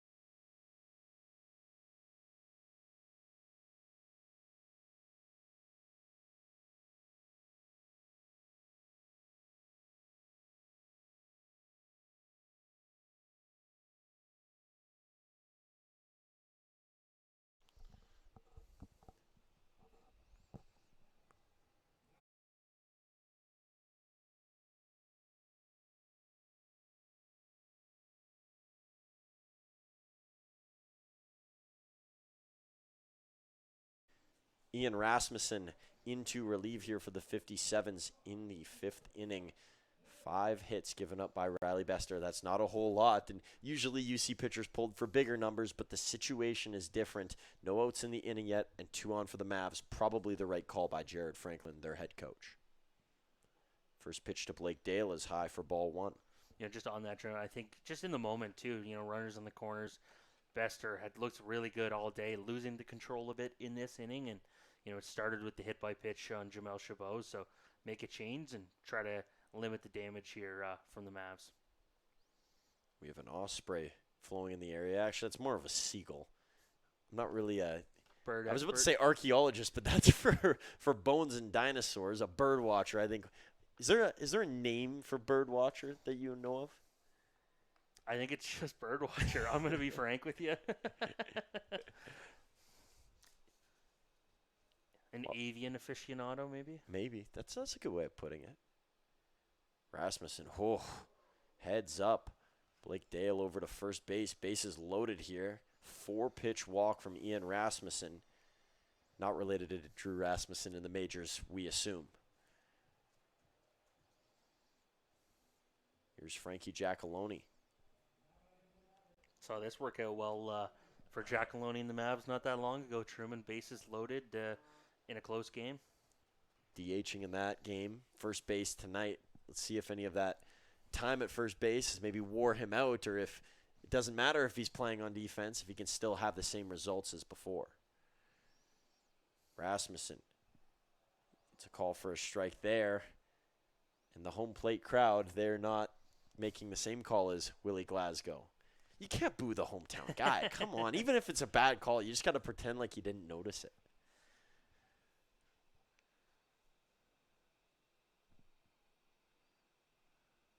Rasmussen. Giacalone. He was on a tightrope there, leaning over and not swinging. Mentioned that his dad's in the crowd tonight. Everybody wants one for their family members, and especially for their dads. Part of the reason I'm sure lots of these guys started playing growing up were because of their fathers. Family ties, it's pretty strong, and you can see on that one step, and he wants to unleash that swing. Didn't get the chance to on that either. It's 2-1.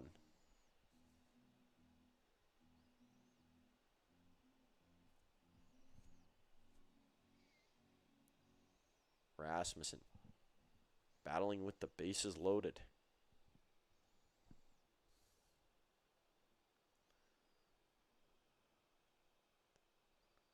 Rasmussen striking. It's 2-2.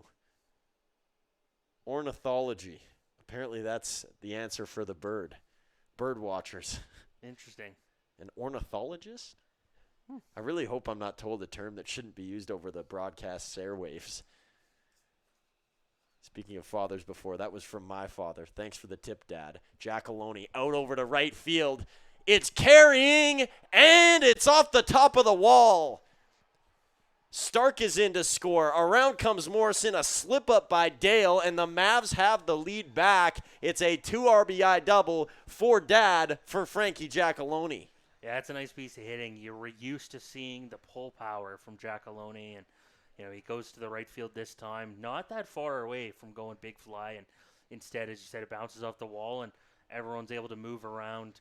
You see almost the late stop sign, or Blake Dale pick it up late at third there, slides in, and stops or prevents any kind of jam job on the knees, and is able to keep runners on second and third here for the Mavs. Speaking of runners, what sneakers did Evan Morrison put on today? He was right behind Josh Stark there. I'm sure he was feeling the fumes that Stark was putting off right ahead, and my goodness, he's running with some intent today.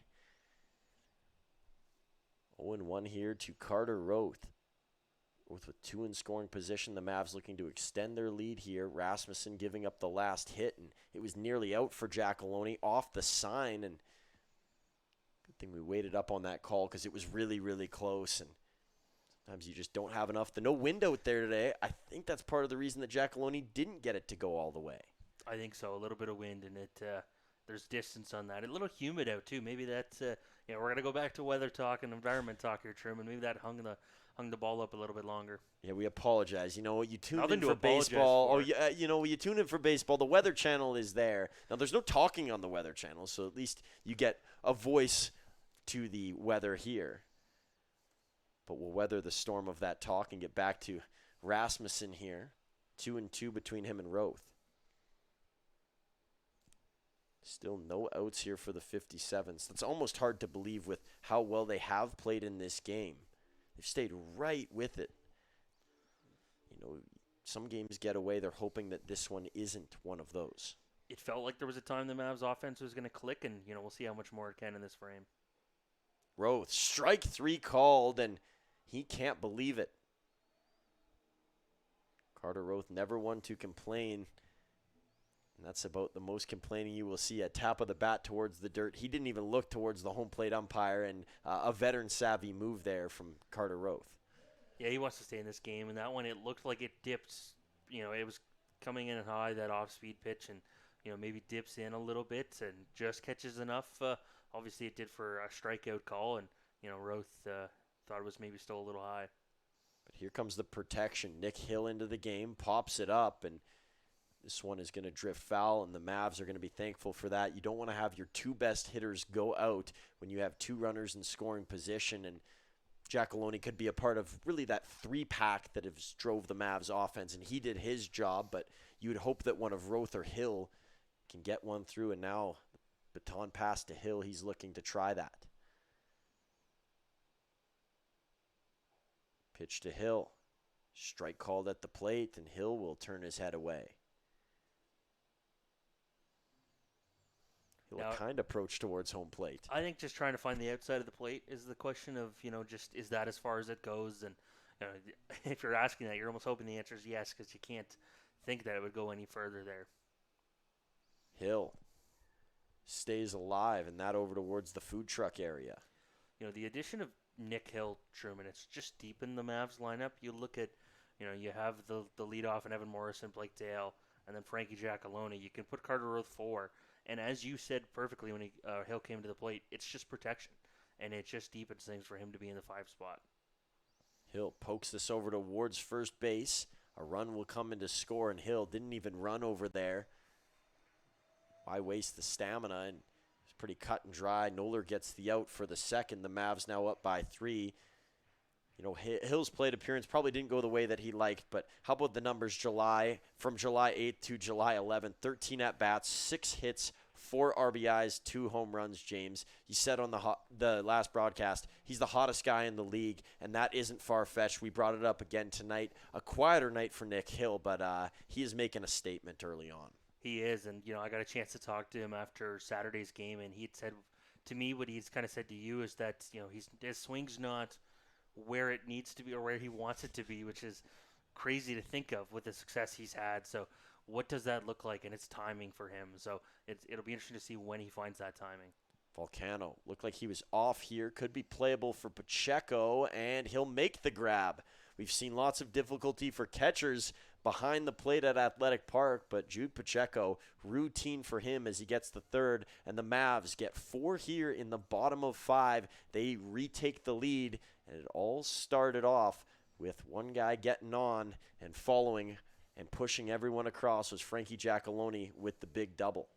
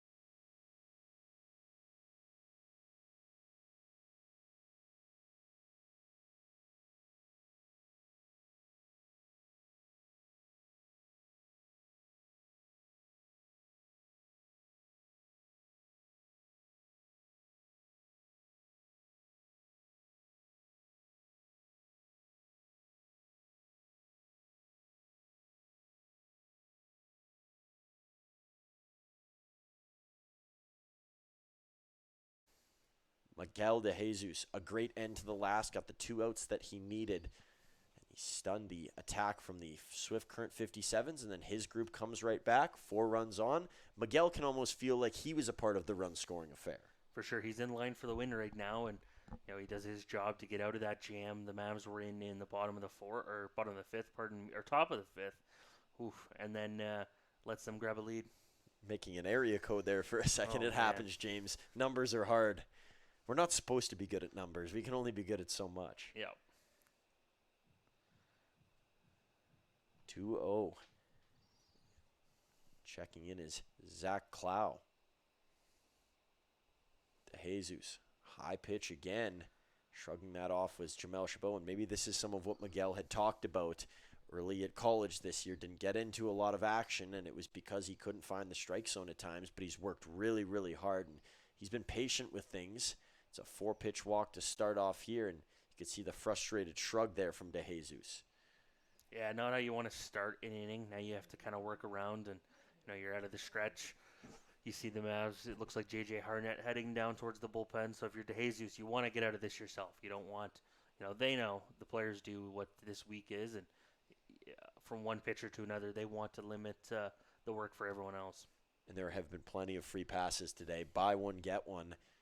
That started with Jackson Miles in the game, and now De Jesus adds to the large collection that the Swift Current 57s have been able to take up. 0-1 count here to Jake Rogensack. High pitch to Rogensack, and it'll be ball 1. So 1-1. That sun is beaming on now. You can see Frankie Giacalone. He's got the shades on, but he's fighting it over at first. It's been a weird sun tonight. It's come out, and then it's disappeared, and it just makes for an interesting spectacle on the field. Flaring that off is Rogensack. If that ends fair, that's a third baseman's worst nightmare, and walking back, probably in a bit of glee there, is Nick Hill. It would have been hard. It would have took him into, foul territory likely with where that ball was going to bounce, and then you're almost limited to just go to first with momentum taking you away from the throw. De Jesus, good look on the count, and here's a looper over to left field, and it's foul again. So Rogensack has a plan right now. He's trying to go oppo. It sure seems that way. He's aimed that way so far, and it'll be interesting to see if you see Johnny Volcano at short, if he stays a little bit more true to the left side or stays up the middle for the double play. And it's kind of hard to go either way. You want the double play, but you see a guy in Rogensack who's really trying to go to that left side. De Jesus, the long lean over. De Jesus, a tall figure on the mound. Here comes the pitch, and off speed, Rogensack flips that one off.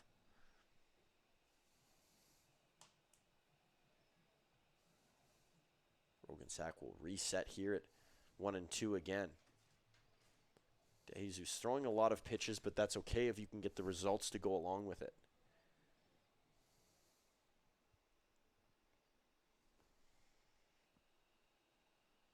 And another one fouled off. Maybe not making good contact, but making a lot of it right now is Jake Rogensack. And speak of contact, played a contact sport at one point, growing up down in Wainwright, Alberta. He was a hockey player, like I'm sure many are from up north in Wainwright. So he's back in Alberta, see if he can have some results in his home province.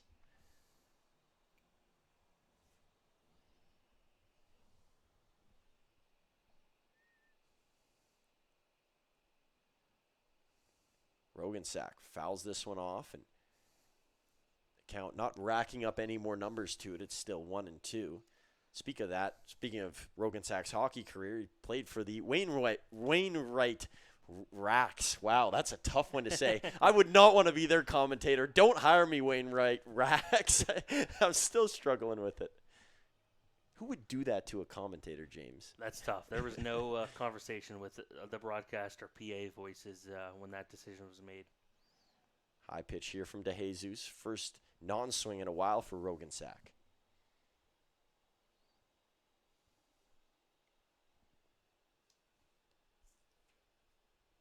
De Jesus. A long peer over again. No outs in the inning, 1 on here for the 57s. Pitch to Rogensack. He'll foul this one to the left side again. There's got to be some mutual respect. I know different sports, but mutual respect between the home plate umpire and Jake Rogensack. Rogensack, a hockey ref, so he understands the rule book well, and if he's complaining, there's probably a good reason to why he's complaining, and I guess you could say either sport. Yeah, not much to complain about in this at-bat if you're Rogensack. 6 foul balls here. He's fighting it well, and, he's just trying to spray one here and finally end this at-bat. DeJesus, Rogensack flares this out, and it's out of the reach of Johnny Volcano, and a well-earned base hit for Jake Rogensack that'll put 2 on with nobody out for the 57s. And here comes Anthony Hector up to the plate.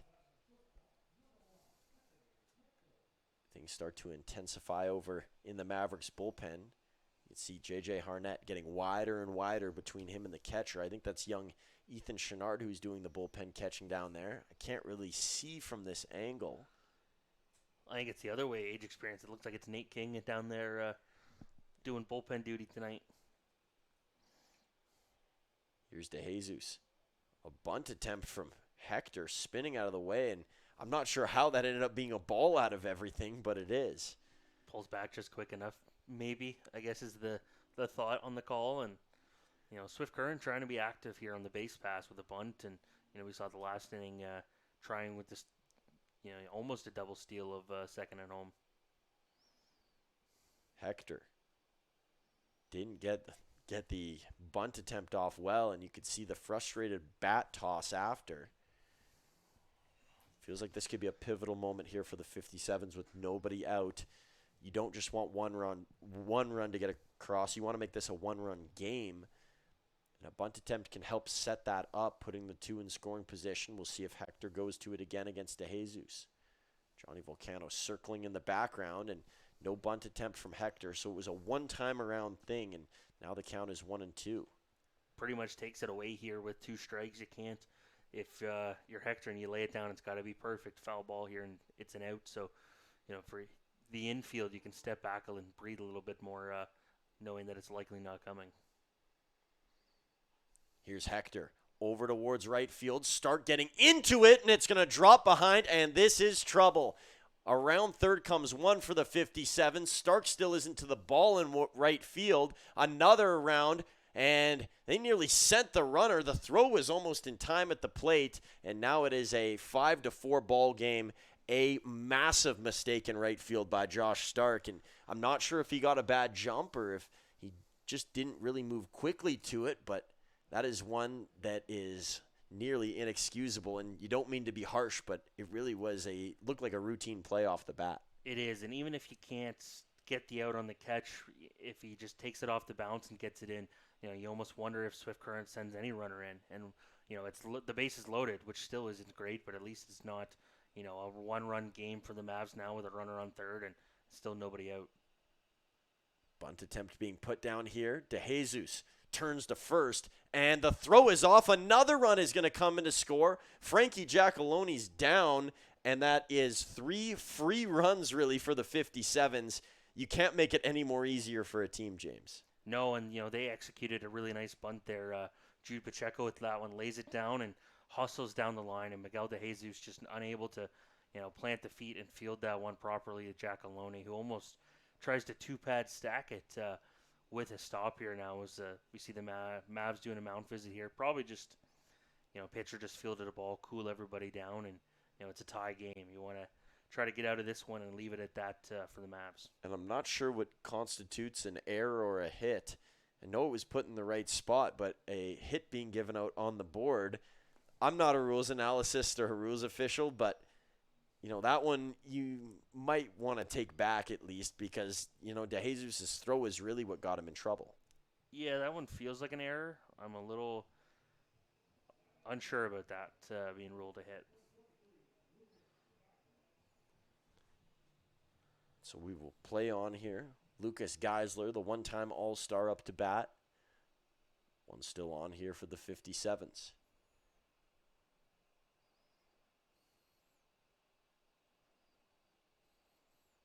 And another bunt right down the line makes Giacaloni's job easy. He'll tap on the bag, but mission accomplished.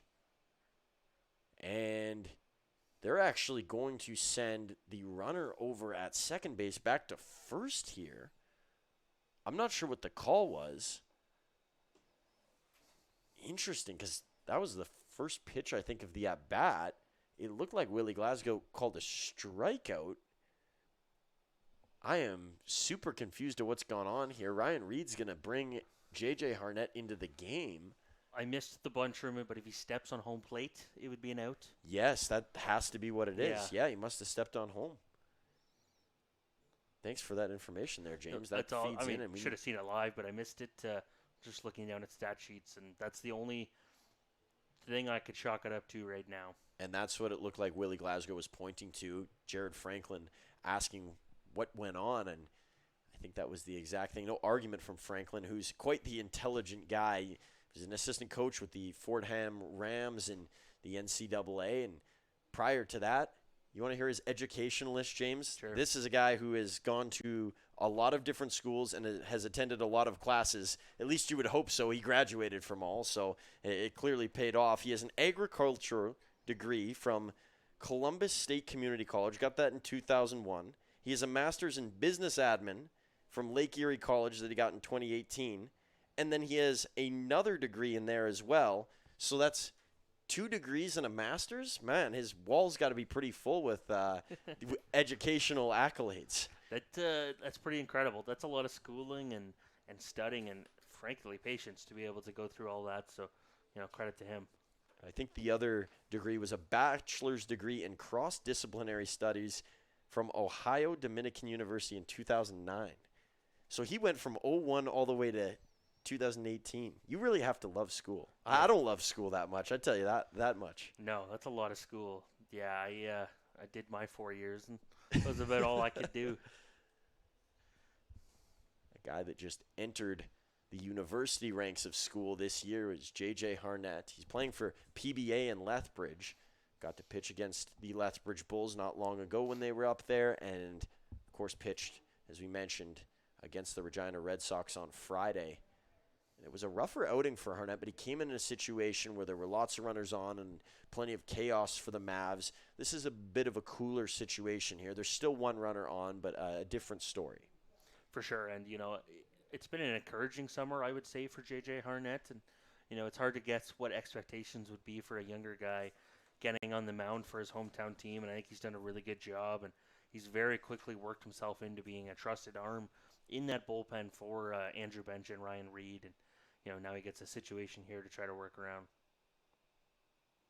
Harnett, first pitch, fouled off. I don't think every coach, intends to pick favorites, but I do think that if Andrew Bench had a favorite baseball player, his name would be named J.J. Harnett. He just raves about the guy and what he can bring to a dugout and the way that he attacks on the mound, and he's so chill about all of it. Back-to-back strikes here from Harnett as he goes right into it. And the Mavs get the added benefit. Harnett, not the busiest college summer season for him. It's freshman, right? And, with PBA. So there's other arms that were used in their route to a championship. So they've got innings and pitches to use, from the young righty. And teams around the league don't have a lot of tape to use when scouting him. They have to go way back. And speaking of way back, the first time I ever called a game here at Athletic Park, J.J. Harnett was a position player playing in the Monarch ranks in Medicine Hat. High pitch here. I believe it was the Monarchs. It was a Medicine Hat. I don't know if it was a Little League team, but I remember him being on the roster. Yeah. American Legion, yes, that's what Would be what the I was looking Monarchs, for. probably, yes. Harnett goes to first base. Giacalone, one-legged there as Harnett caught him off balance. Played for the McCoy Colts, too, the Monsignor McCoy Colts. It is kind of maybe gets hidden a bit unfairly of how good the baseball programs are in this city, and McCoy is a big part of that. You think of Lyle Foran, he was in and around the MLB. I don't think he ever played up into the majors, but he was in the Pirates organization and the Braves. He actually taught me foods class as well, funny enough. So a jack of all trades. He is, and he was Hat High coach and now works for Eagle Butte and helps set up the Eagle Butte Talons Here's a program. ground ball. Volcano struggled with it, got it back in time to first. And Johnny Volcano, no quit in his game. And positionally, that is where he's come a long way. You know, he makes an error there. He didn't panic. He didn't overcorrect. He found the ball, and he did the best that he could, and it worked out. Efficient rushing, you would almost call it. He had to rush to get that ball out there, took some time with the ball, but doesn't rush and throw it up the line or, throw it anywhere else that a run could maybe score on that. He's able to get the out, and now the Mavs and Harnett here get to work with two. Harnett, a swing and a miss. Keegan Noller, not close on the attempt. We haven't got to see Keegan Noller in full effect in this game, but his first game here at Athletic Park, a game in which the Mavericks had to come back to win. He had a grand slam in the first inning, and it looked like the 57s were well on their way to victory. That put on pause, and pausing the swing there is Noller. He'll take for ball one. Chance to take the lead here for Keegan Noller. Doesn't seem like the Mavs are getting the same luck on those inside pitches. We saw Carter Roth get called on one at the last inning, and Harnett trying to go for a similar pitch there. Harnett, somebody trying to throw him off in the crowd with a loud scream. 2-1 count here to Noller. Harnett has to be careful with a hitter like this. Harnett, Noller, up high, no chase. I think try to tempt a guy that wants to hit the ball hard and is looking for something to lob out there with a high off-speed pitch, but a good job by Noller to have a good eye. 3-1 look. Harnett on the way, no swing from Noller, and they're not even letting him swing today. Maybe a part of the game plan for the Mavs. Doesn't hurt a hitter like that. Let him, you don't want to take the bat out of his hand, but limits the kind of damage he can try and do. It's not quite Barry Bonds, Aaron Judge effect where you're just putting a guy on because you don't want to face him, but Noller has had some not so lucky moments tonight, and at the same time, the Mavs don't want to give him what he wants, and good job containing him in this game. There's a strike to Hudson Unger. Unger struck out in his first plate appearance of the night. It's a game, as we mentioned earlier, no Jake Hiramoto, so it is, the big thumper is just Keegan Noller, so it is, the protection is gone for the 57s. You can work around Noller and, try not to get hurt by the rest of the lineup. The 0-1 here to Hudson Unger, who's had 2 hits in his last 2 plate appearances. Mentioned the strikeout. That would not be fair to title his night just based on what he did in his first plate appearance. The growth he's shown over the game has been tremendous.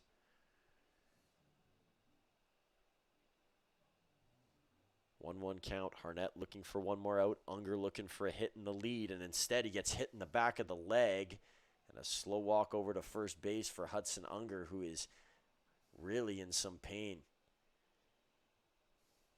They might have to take a look at Unger here. He is not looking well, and now he's kind of turning over towards foul territory and even more so towards the dugout.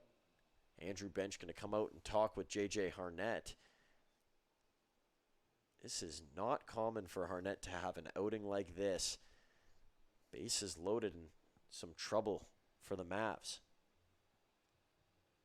You get 2 innings that could completely change a game for a team, and for Medicine Hat, with all that has gone on in this top half here, a couple of runs that they feel like they shouldn't have given up, Miguel De Jesus not having a good look in this inning, and then you bring in Harnett thinking everything's going to be okay. There's only 1 runner on, and the tables have turned again. This is where games like this can get away from you, that one big inning that can just take over.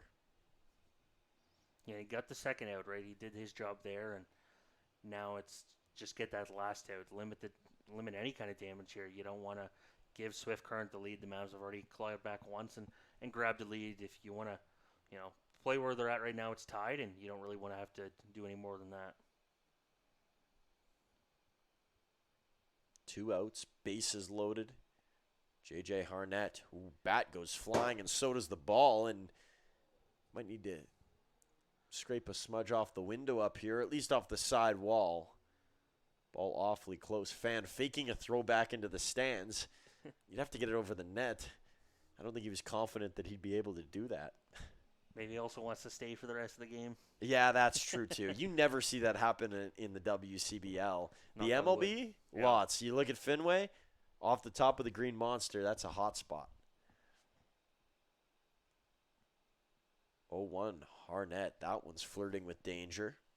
He's facing Malachi Yaramillo. Yaramillo, a chance to be the early hero in this game. Still only in the 6th inning.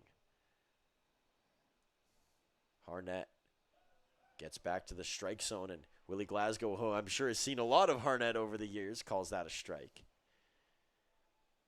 I wonder what the relationship's like between ump and pitcher, if there's any bad blood from years ago, or if he's just his favorite umpire. There's always a bit of that. Here's Harnett on the 1-2. Swing and a miss, and out of the bases loaded jam. No emotion for J.J. Harnett, stone cold off the bump.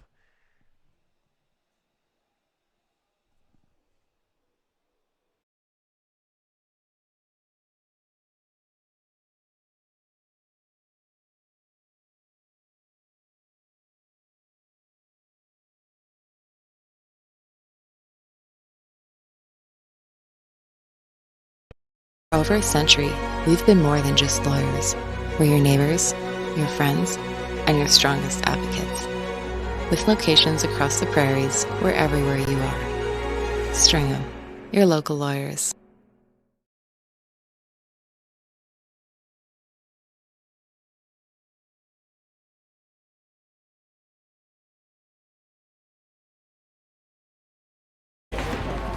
Yo, that's the one. Yeah, going? Yes. Can I join you guys? All right, let's go.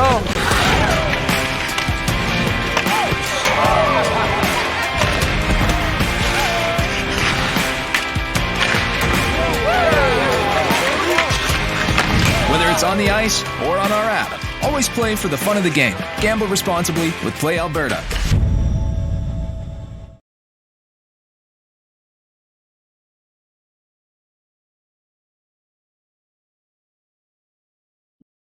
The Okotoks Dogs and Baseball Canada will host the Road to Okotoks and the Morneau Cup National Championship at the Siemens Stadium Complex from July 14th to 19th. Come watch the top 16 youth baseball teams from across the country.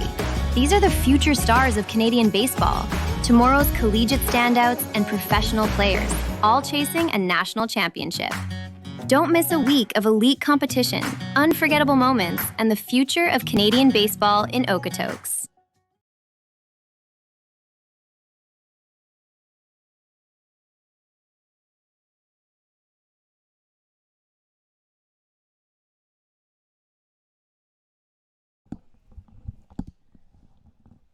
Carson Chan to begin the bottom of the 6th. There was a long drawn on top of the 6th in which the 57s, they evened the score. 3 runs were all knotted up at 5. First pitch to Carson Chan, and it looked like it scraped him at the end, so Chan's off to first base. It looks like he's okay. Yeah, I'm not sure what the call was. Maybe it was one of those jersey ones. Those are the best pitches to get hit by when you actually don't take the brunt of a pitch. Yeah, just tickled a bit of the jersey maybe there, and if you're a base runner, you'll take that, especially in a tied game. So Jamel Chabot got the rally started last time. Does he have another one in him here? Somebody's really giving Jamel a hard time out there. I'm not sure if it's somebody who knows him or somebody who just likes to talk loud. Chabot right back to the netting is just missed his pitch.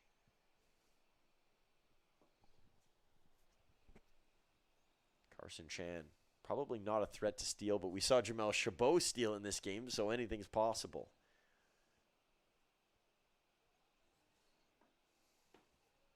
Long lead over here from Rasmussen.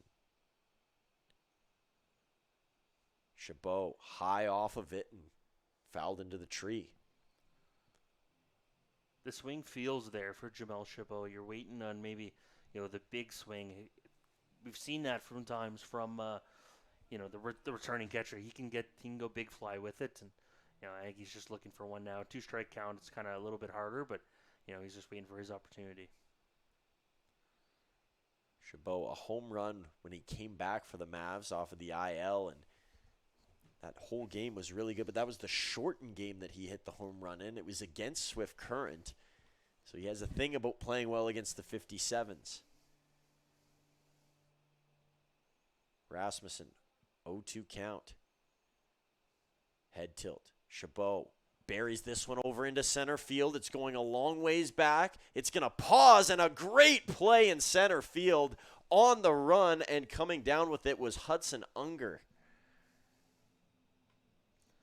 It's a nice catch for Unger. He had to go a long ways for that one. Unhook the trailer and get all the way there, and rob an extra base hit from Jamel Chabot, and even more important for the 57s, send Carson Chan back to first base. Here's Josh Stark looking to make up for the error over in right field, and I don't think the Mavs were charged with an error, but at least it was a mental error.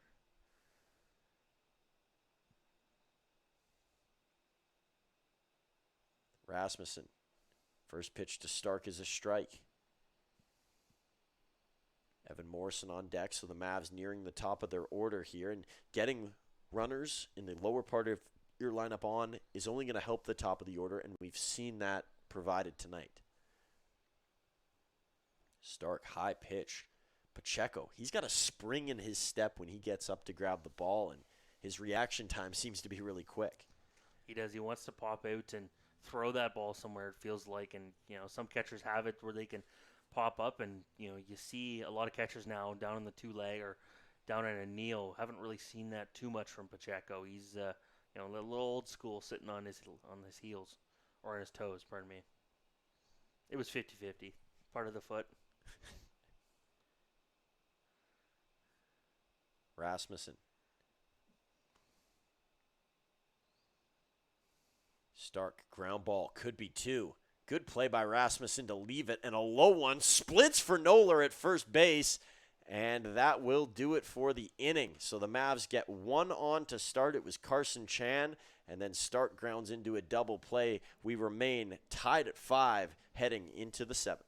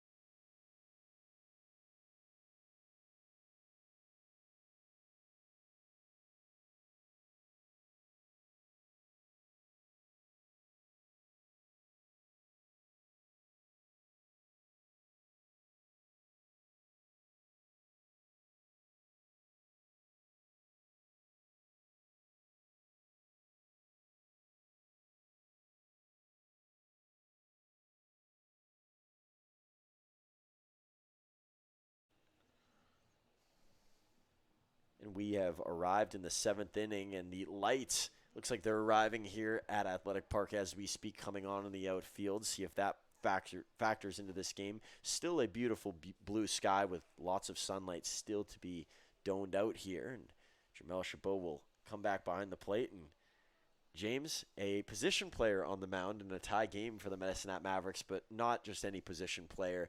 I think it's fair that we start calling Adam Volcano a pitcher as he enters here against the 57s. I think so. We've seen him start a game, and he's worked a lot off the mound, so he's able to do really both for this team. First pitch is fouled off. The numbers aren't gonna make you jump and squeal when you see Adam Volcano, but there has been some promise in that he's pitched 13 and 1 innings so far. And the ERA a little bit on the higher side at 12.15, but you think with reps and time and adjustments to be made that he could find some success. I think it's just a part of his repertoire, and if he ever comes to a point where the team he's on has enough outfielders, we've seen him play infield as well, but maybe he is just a pitcher, can work as just a pitcher. Here's one hit high into center field. Backtracking is Morrison, should be gettable, and Morrison will make the first play for the first out. So Adam Volcano, 3 straight strikes to start it off, and nearly got caught flirting with it, but Morrison there, and the ball not deep enough. If you can get one out to center, it's hard to get it out. It is, and you work the first out. You look at the last inning, Miguel de Jesus walked the first batter he faces, and it spirals from there. So for Volcano, first batter, first out. Here's Jake Rogensack. First pitch is a strike to Rogensack. 2 for 3 tonight. Volcano working efficiently here. Quick movements. Here comes the second pitch, and it almost looked like a bunt attempt, and it's a called strike. Rogensack, not his favorite call of the night.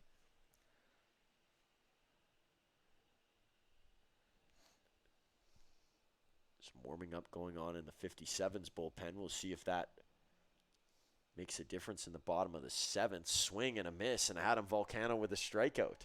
He's just throwing strikes, and maybe that's the perfect simplicity of a position player, because that's what he still is main time on the mound, is that he's just going to fill the zone, and right now it's working for him and has very quickly brought him here to 2 outs.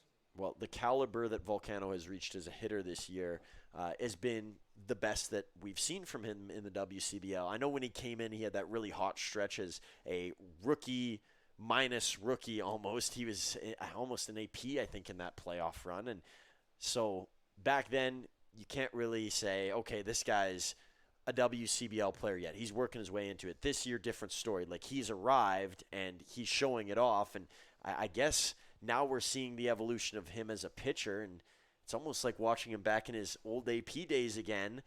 Just this time, he's starting off in his 4th year, kind of with a new task. 1-1 count here. Volcano against Anthony Hector.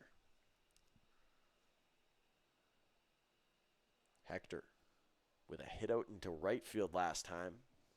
That was able to scare everybody off of the bases, and it managed to tie this game.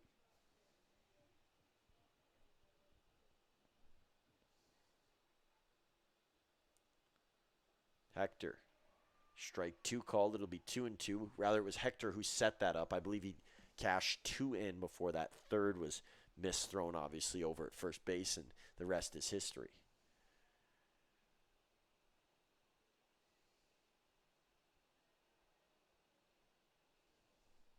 Some time was being called here. Volcano with a polite response. I think he looked over to Hector to say sorry. He is Canadian, so that is in his vocabulary. Yeah. Or talking to Chabot about keeping the same pitch, maybe. Or both. The 2-2 didn't matter. Strikeout for Volcano. Back-to-back Ks. Scratch position player off of his name. Scratch utility off of his name. That is a pitcher out there. And Adam Volcano, a 1-2-3, top of the 7th.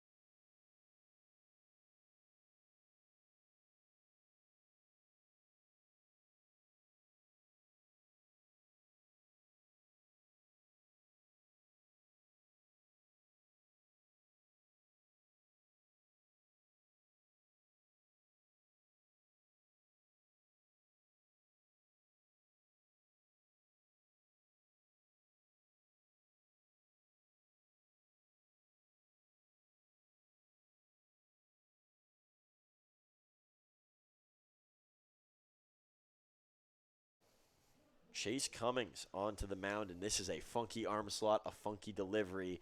Could throw fits for, or the Mavs could be throwing fits after they watch him because that sidearm is nasty, and there's a first pitch strike for Cummings, who was just added to the roster. He's coming back. He played with them last year, and so good sign to see, a good sight to see for any team when you get a guy back. And obviously, coaching staff will trust him, even with the turnover in the coaching staff this year. Evan Morrison, a swing and a miss. He's behind 0-2 quickly. You know, when it throws from the side like that, he's able to go up and down. It changes the eye level almost of the hitter, and you don't know where it's going to settle and how much movement is coming at that low slot. I don't even know what degree to call it. Evan Morrison will jump aside and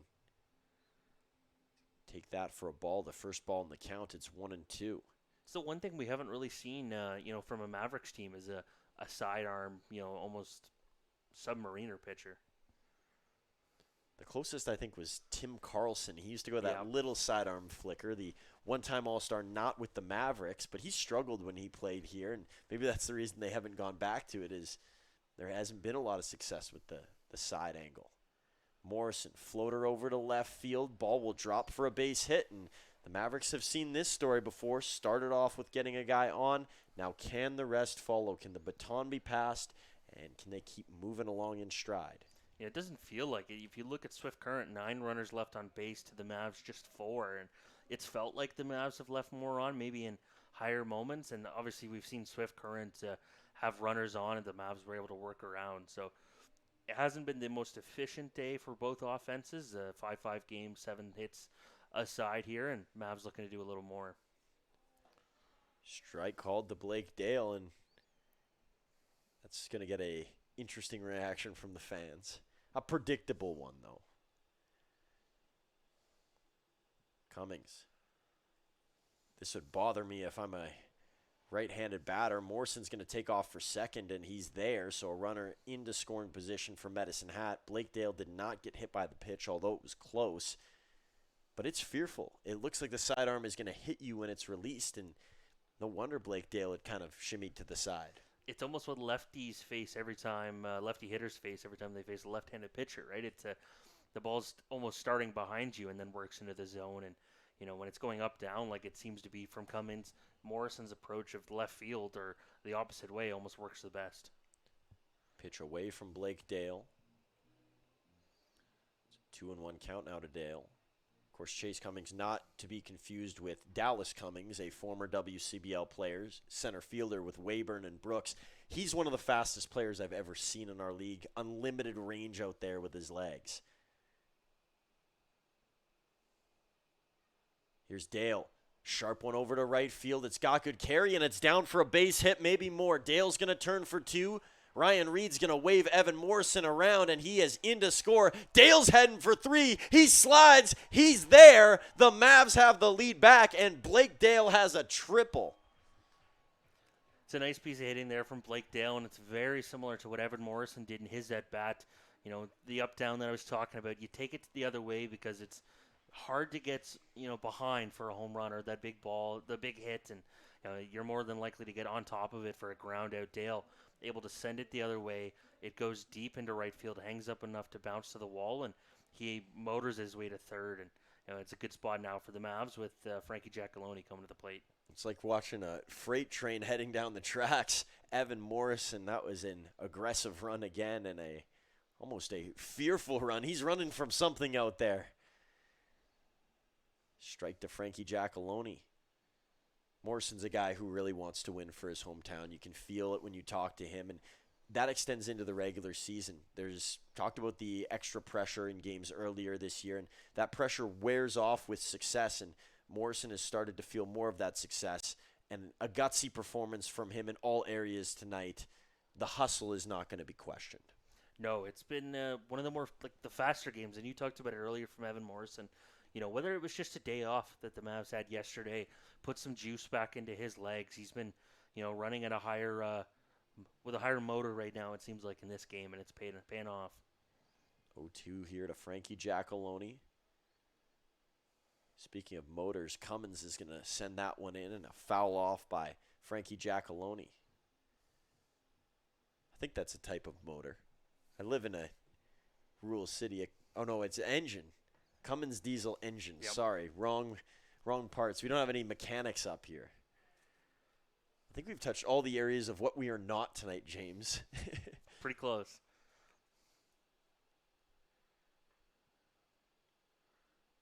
Cummins is going to step off of the mound. We could talk rocks. Geology. Geology? Yeah. I got nothing for geology. So Nothing for geology. They're What pretty. what about for Jackaloni?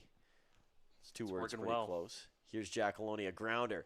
Good play from Hector. Couldn't get it to home plate. That would have been one for the ages if he got it to Pacheco in time. Instead, Blakedale is in to score. It was a tight squeeze for both. Hector over at shortstop there, and then at third base, I think they've moved Rogensack over there, if I'm seeing the number right. They almost collided there on each other's slides. Yeah, that's tough play because you're off balance. You know, you want to try to save the run. At some point, you have to decide the run is going to score. I'm not in the position to throw and send it over to first base there because now, you know, the Mavs are in a spot where both runners are safe. They've picked up a run, and you know the inning is still the same. Nobody out and a runner on first. Roth, one tap. What a shattered glass with that swing, and it's instead foul into left foul territory. Jackaloni back over towards first base.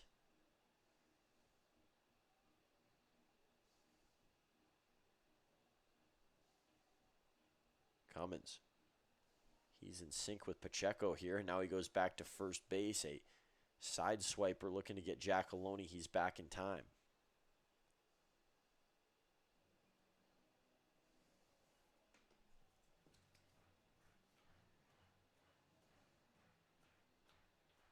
Cummins. Roth on top of it. Has the chance to get down. Instead, playing shallow there and making the play in center field was Unger. Any deeper, and that would have been a base hit. So Jackaloni still over at first base.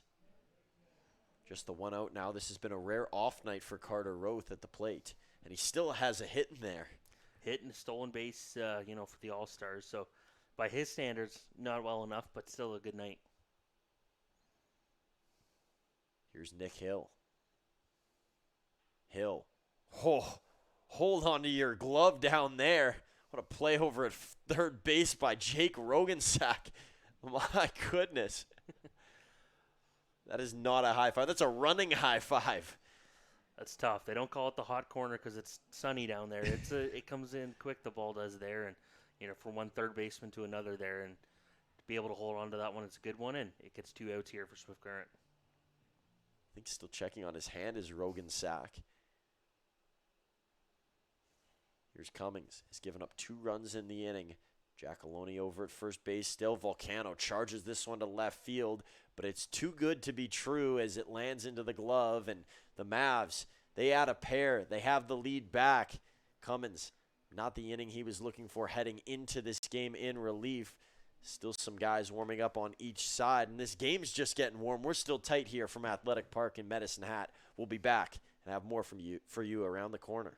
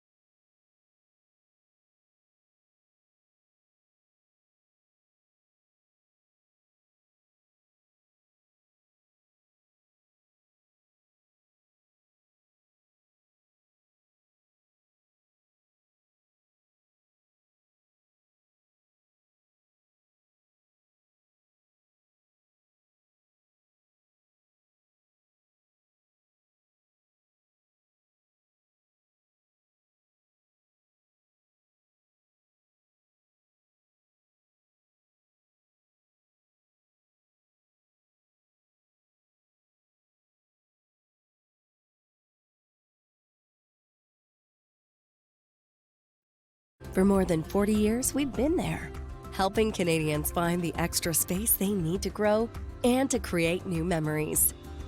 Sentinel Storage. Buy Canadian, store Canadian.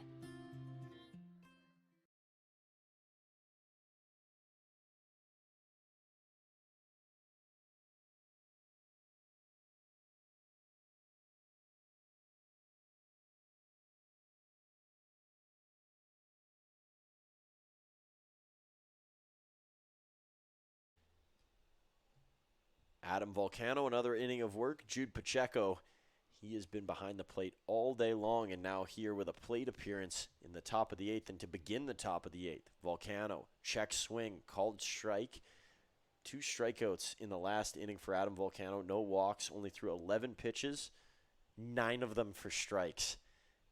I mean, that's what you ask for in the WCBL. You just want a guy that puts it in the zone, and Adam Volcano is doing just that. Nearly missing there is Volcano. It'll be 1-1. Jude Pacheco 1 for 2 on the night so far. Really good behind the plate. He's had great control. Really hasn't been anything that's gotten past him or caused any trouble for the catcher. Pacheco, ground ball, just foul. There's no pitcher warming up behind Johnny Volcano. Adam Volcano. They're both out there right now, but Volcano's going to have lots of time to work here against Pacheco. Guy who'd never been to Canada before he joined the 57s. Here's Volcano, poked out near Johnny. Over his head and in for a base hit. And a barrel roll for Johnny Volcano. Holding up at first base is Pacheco. And now we'll bring up to the plate Lucas Geisler. Geisler, the leadoff hitter in this game for the 57s. And I'm sure Johnny Volcano wishes he could have that one back. But backtracking, such a hard play to make. And you can't fault him. That's just a good piece of hitting there from Pacheco. So is this where the rally comes for the 57s? It might. This is going to bounce into a good spot for Stark. He's going to send this one all the way over. Good play by Volcano as he becomes the cutoff guy. It was intended for Carter Roth. Now runners are on the corners. Nobody out for the 57s. Volcano not off to a good start in his second inning of work. And there's a pitcher warming up. It looks like it's Levi Tibbetts for the Mavericks.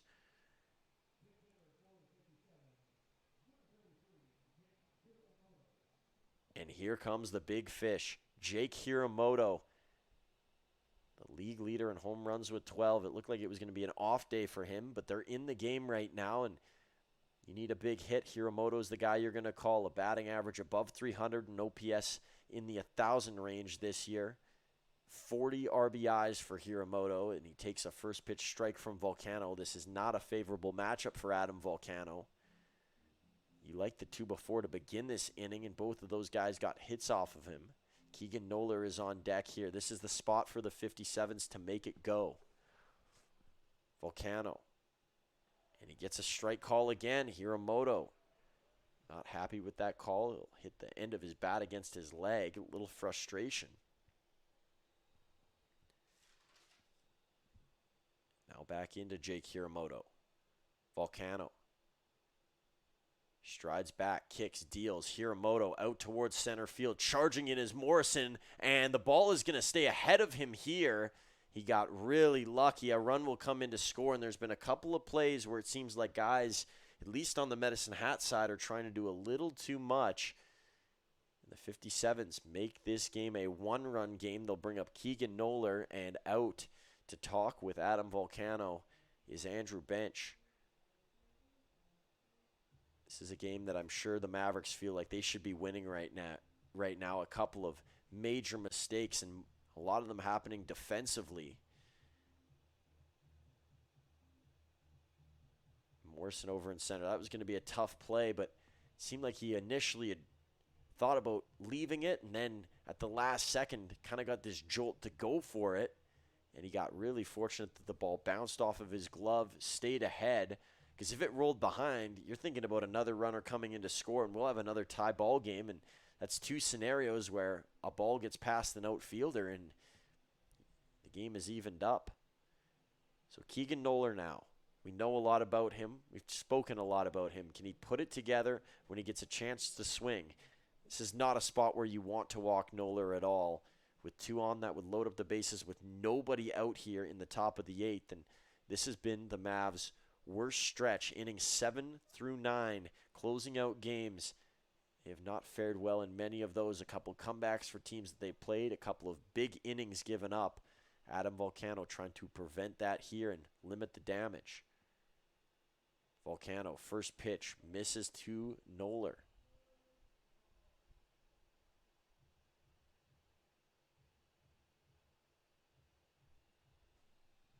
Levi Tibbetts still in the bullpen for Medicine Hat. The question will be when he comes in, will Medicine Hat have the lead? Will it be tied, or will the 57s jump out in front?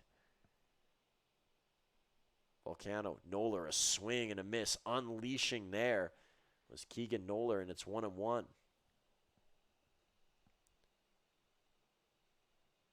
In a close game, it's always important to keep a look on the score clock, and our score clock is always brought to you in part by Stringham Law, the official score clock of the WCBL. Volcano low into the dirt, and Chabot out to gather it.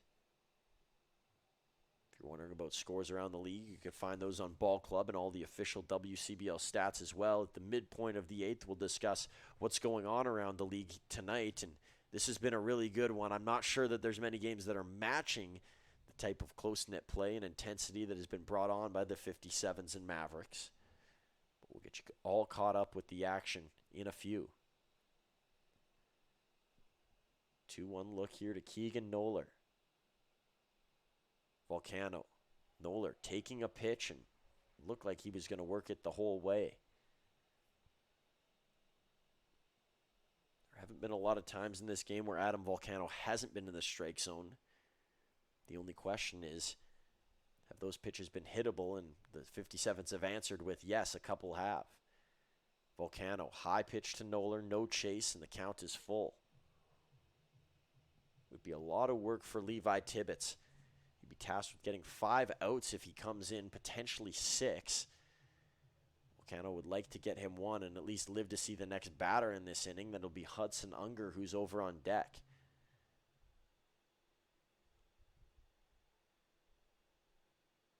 Volcano, the look off.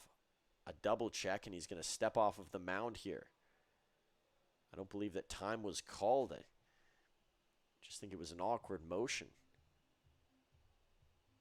Jamel Chabot's got his helmet off here. Noller was the one who stepped out of the batter's box, maybe trying to get an idea of what was going to be thrown by Adam Volcano. There's lots of boos throughout a baseball game, but I think that should result in the most boos in the crowd not reacting to the play, maybe not aware of what was going down.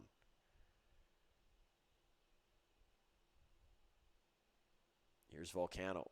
Pitch on the full count, and it's a walk to Keegan Noller. Bases are loaded, and the day will be over for Adam Volcano. Ryan Reed coming out to relieve him, and into the game will come Levi Tibbetts. He is in a tough pickle. Bases loaded. Now 10 hits for the 57s and a walk given up most recently by Adam Volcano, who could get through one but couldn't finish the job in his second inning of work. And now Levi Tibbetts looking to get 6 outs. I'd be surprised if another reliever comes in. We mentioned Tibbetts pitched on Friday. He only went 1 inning in that appearance, so he probably will have 2 in him here. And we'll be back with Tibbetts and a bases loaded look for the 57s here on Flow Sports in a few.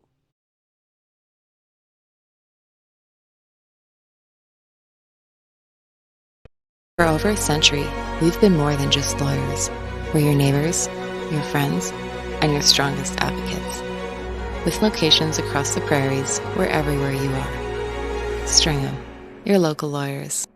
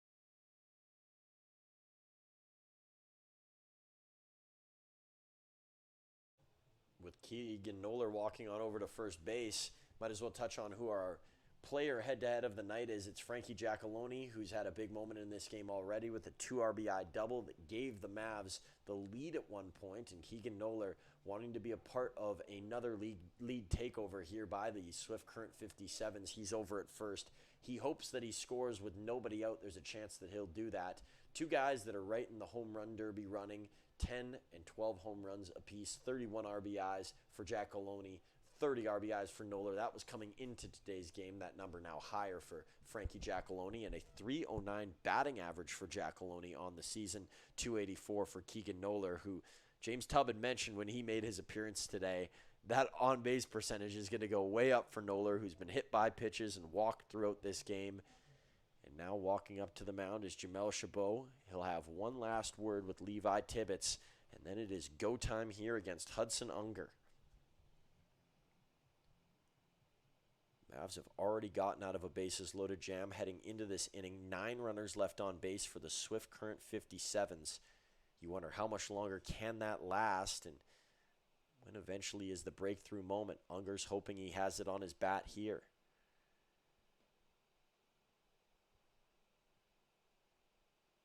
Here's Tibbetts. Unger swings at the first pitch, and it's a swing and a miss. Exhausting all options here of the Medicine Hat Mavericks. They've used a couple of different relief looks in this game. I believe Tibbetts is the 4th pitcher to come in for their group. Guess if you're not counting Jackson Miles, who was the starter, that would be correct, but 5 in total used. 0-1 to Unger. Down by his shoelace, and it's picked up by Chabot for ball 1. Waiting over on deck for the Swift Current 57s. Looks like the pinch hitter that they brought in before. Or maybe a new one coming in now. That would be Hunter Fuimoto. Fuimoto hasn't come in the game, so the second pinch hit look of the game. Jake Hiramoto, the other who came in, and he's on base now. Tibbetts. That one called a strike, and a late call there from Willie Glasgow. And tapping the helmet there was Hudson Unger. No replay system, no challenge system here in the WCBL, so it is left all up to the umpires. Their jobs are safe in this league right now. You can see some signs being given, some swatting being done by Jake Hiramoto. I'm not sure if he has the signs or if it's the bugs out there, but he is motioning towards Hudson Unger. Here's Tibbetts. Unger, a swing and a miss and a strikeout for Tibbetts. That's one thing that having a guy on second base can provide. If you pick up something or you notice something, a tell in a pitcher or a catcher, it is completely legal to go ahead and offer some advice to your hitter. And I don't know if that's the case with Hiramoto, but if it is, a job well done by the Swift Current 57s. So 1 out. Base is still full. A double play would get the Mavs out of this situation. A base hit could tie the game here and maybe even give the 57s a lead. 2 very different outcomes. First pitch from Tibbetts. It's grounded over the head of Hill. Runner being waved around. Chance to get the lead for Swift Current. A long throw into Chabot. It's not in time. And a massive hit off the bench and on the board for Hunter Fuimoto is Jake Hiramoto comes in to score alongside Lucas Geisler, and it is an 8-7 lead here for the 57s who doubled down. It was a lot to ask out of Levi Tibbetts, and normally where Nick Hill was playing, there might have been a play to be made on that ball, but you have to play in with the bases loaded scenario, and a short hopper up over the head of Hill. And the Mavericks now trailing in this game again.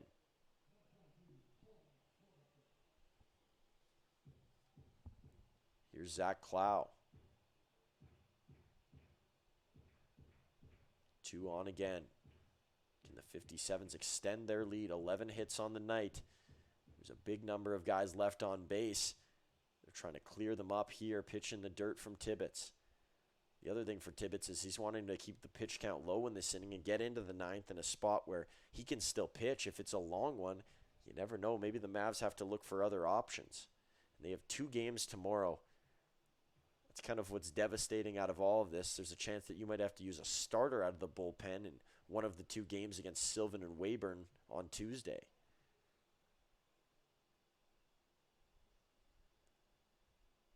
Tibbetts. Back to the strike zone he goes, and it's tied up at 1. 1 out, still the 2 runners on an insurance run. With how this game has gone, would be huge for the 57s.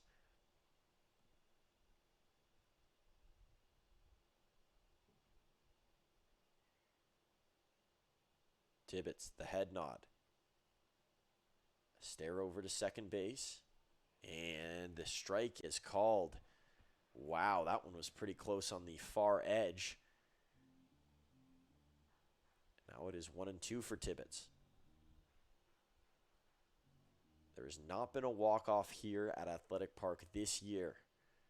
Mavericks are hoping that they can maybe do that in this game, but they still have the bottom of the 8th to work, looking to get out of it here. The 57s still got runners to go. Tibbetts, the 1-2.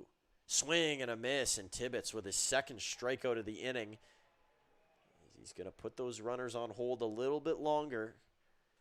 And now he's 1 out away from getting out of the inning, but it's Jake Rogensack who's had a fantastic night. Had a couple of hits early on.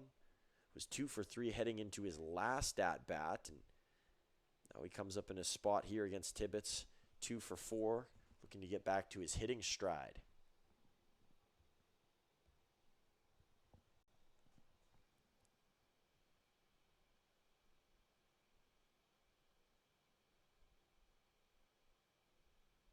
Tibbetts. Snap down the line, through the gap for a base hit. Runner being waved around. Could be an extra run for the 57s, and it will be a bounce off the inside of the apron, and it's sent it away from Giacalone. Now there's 2 runners in scoring position. It's a 9-7 57s lead, and that hop unfortunate for Frankie Giacalone, who'd played it right. Jamel Chabot there to cover. It could have been a lot worse. Now it brings up Anthony Hector with 2 in scoring position. None of those runs will be charged to Levi Tibbetts. 2 strikeouts, and out of the 8 pitches he's thrown 7 of them for strikes. Fortunately, those earned runs being charged to Adam Volcano, who started off so well, and then things kind of lost their role in this inning. Tibbetts, swing and a miss from Hector on the first pitch. Mentioned those 2 games coming up for the Mavs tomorrow. They'll head to Okotoks on Wednesday. Thursday, they'll be right back here for matchups on Thursday and Friday against the Saskatoon Berries. And then after that, they're off to the Berries Park, the All-Star Fest on Saturday and Sunday.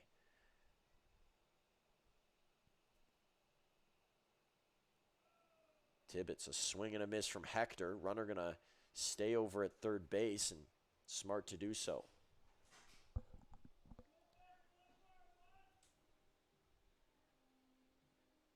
Tomorrow, Swift Current will head back home. They're going to play the Energy City Cactus Rats, and then because of the travel for Energy City, they're going to play there on Wednesday as well. So 2 upcoming home games at Mitchell Field, the 550, I believe, holding of fans over at Mitchell Field, so a smaller park than Athletic Park.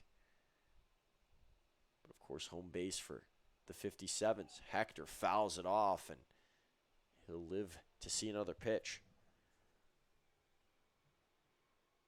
Not as far as a drive for the 57s this year in Saskatoon. Last year, all their players had to hop on a bus. There was a bus that went all through Saskatchewan, starting in Weyburn, and picked up players from all the Sask cities, and then Medicine Hat and Brooks, and drove them up to Okotoks for the All-Star game. Here's Tibbetts. 0-2 again. 2 outs, 2 in scoring position. This one hit high over towards right field, and it could land in a good spot. Stark ranging out, and the ball is down. 2 in to score. The 57's up 11-7, and it is a 2 RBI double for the 57s, who are fully in command here. That changes the game completely, and that takes the air out of this stadium. A shocked crowd here at Athletic Park. There's not a whole lot you can say, and an absolute blunder by the Mavericks in this game.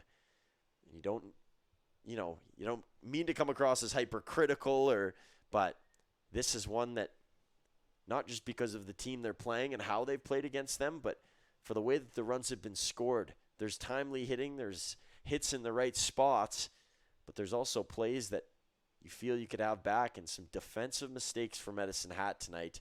They got 2 errors in this game to the 57-0, and that's a wide margin.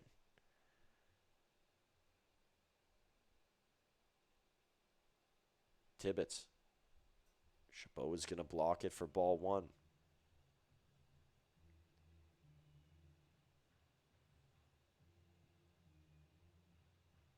The Mavericks have had some mini comebacks, and comebacks that have spanned across lots of innings. In terms of immediate ones, that has not been their strong suit, and you haven't seen a whole lot of those unless they're playing in Brooks at Elk Field. They had a couple of 9-inning comebacks in the 9th inning where they scored with 2 outs. The home crowd fans have not got to see that at Athletic Park, and another pitch misses for Tibbetts.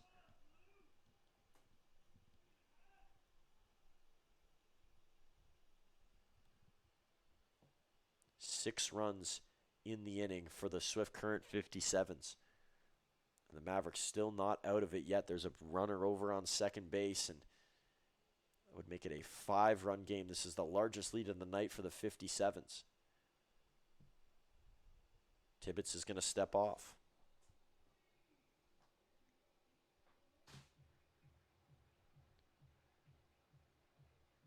I guess one of the few positives about tonight for those on the Medicine Hat angle of things is at least the sky is really nice here. Cotton candy pink mixed with a little bit of blue.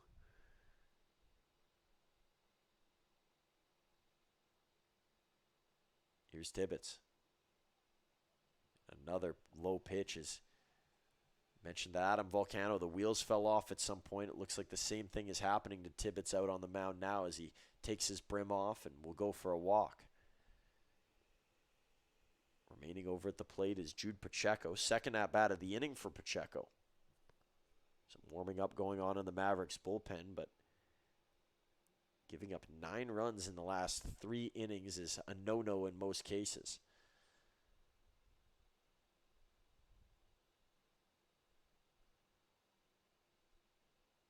Tibbetts, a 4-pitch walk, and now Ryan Reed's going to look down to the bullpen and call for things to heat up.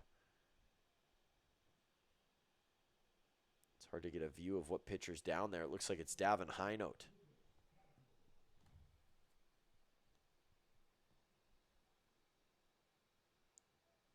Here's Lucas Geisler, the leadoff hitter, his second at-bat of this inning. I've never seen a guy get 3 at-bats in an inning, at least in my time working for the Mavs. I'm not saying that's going to be this inning with 2 outs, but it would kind of be an impressive feat. That's like one of those rare, they call it scoregamis, where you get a score that you've never seen before. An instance that you rarely see is a guy having 3 at-bats in one go. Here's Tibbetts. Strike to Lucas Geisler. You always look for those cool things that can stand out in a game that feels like it's getting away. For the 57s, they're living it up right now. They wanted the close game off the start, but now they've proved they can play in a game that involves scoring lots of runs and that they can have the big inning. We got the highest scoring total of an inning out of both teams in this game. Fouled off by Geisler. It'll be 0-2. Maybe that's a part of Jared Franklin's plan, just chip away at some of these bigger teams. You've seen Swift Current already beat Saskatoon this year. And if you can chip away and take a couple off of some of these bigger ones and then have some wins cross-division-wise, they got 2 big ones against the Cactus Rats coming up. You might find yourself in a playoff spot regardless of whether you win any of the matchups with the divisional teams. Here's Tibbetts. The 0-2. This one hit high out towards center field. Could be trouble again. Morrison is in, and he is going to make the grab for out number 3. How about that from the 57s? 6 runs on the board here on the road as they shocked the Mavs. They chased Adam Volcano, nearly chased Levi Tibbetts, and they are looking to chase back home with this lead. It's currently 4 runs strong as we head into the bottom of the 8th.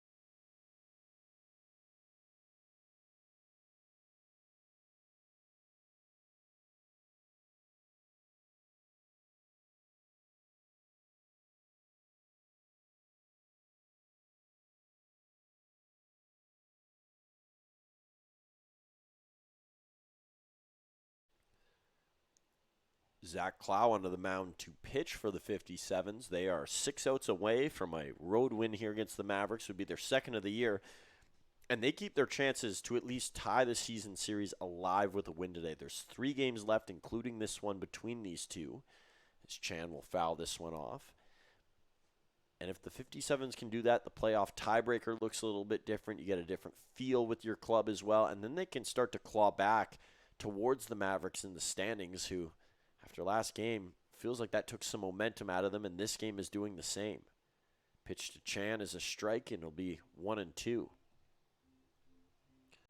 So Clow's got a big responsibility here. We've seen the 57s get close. Mentioned that game the Mavericks came back in. It was more of a full game comeback. As I said, the immediate comebacks have not been in their repertoire.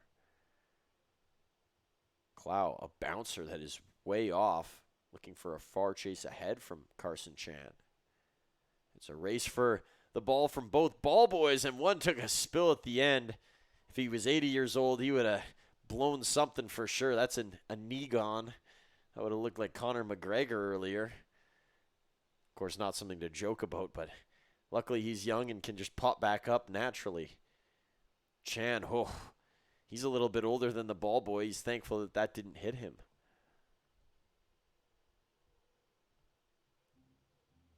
Clow will circle back around the mound. It's a full count look to Carson Chan. Mavs at the bottom of their order right now. Base runners, base runners, base runners. We preach it a lot on this broadcast for any team playing from behind in a swing, and the ball's lost. Chan's going to hustle down to first base, and he's going to get there. So it's a strikeout, but it doesn't matter because Chan is in, and that's one given back the other way. A tough play. Excuse me, for Jude Pacheco. I got to say, that's a first. An extra sound effect put into the game for Jude Pacheco, who had lost that ball for a second and was scrambling around to find it. It wasn't like he was sitting around, and then the throw was off target. Adjusting on the fly was Noller to get to the side where the ball was going. So here's Jamel Chabot. Josh Stark is waiting on deck.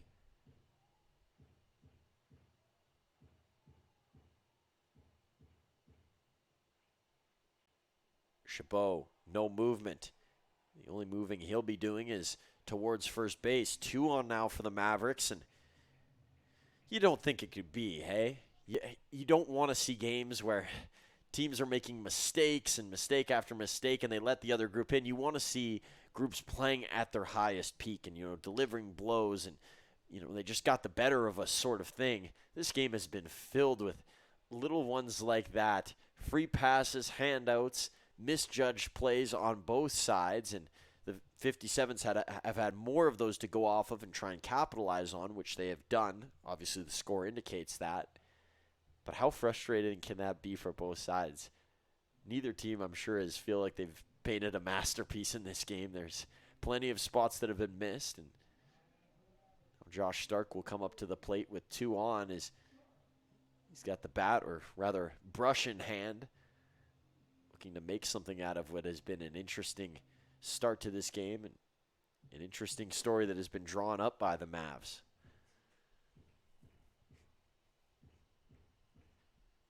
Evan Morrison awaits on deck.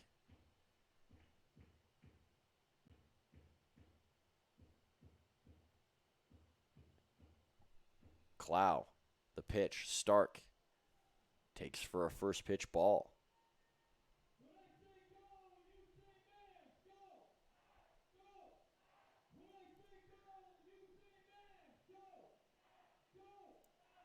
Clow.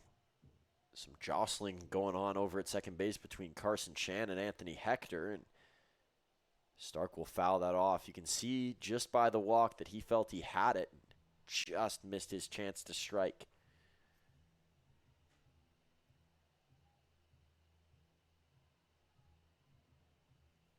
Stark waits, then hops into the batter's box. Clow stationed way over on the left side of the mound. He's definitely not head-on facing Stark here, and an interesting tactic from the Swift Current righty. Here's Clow. Pitch on the way. Stark fouls it off, and it's a 1-2 count.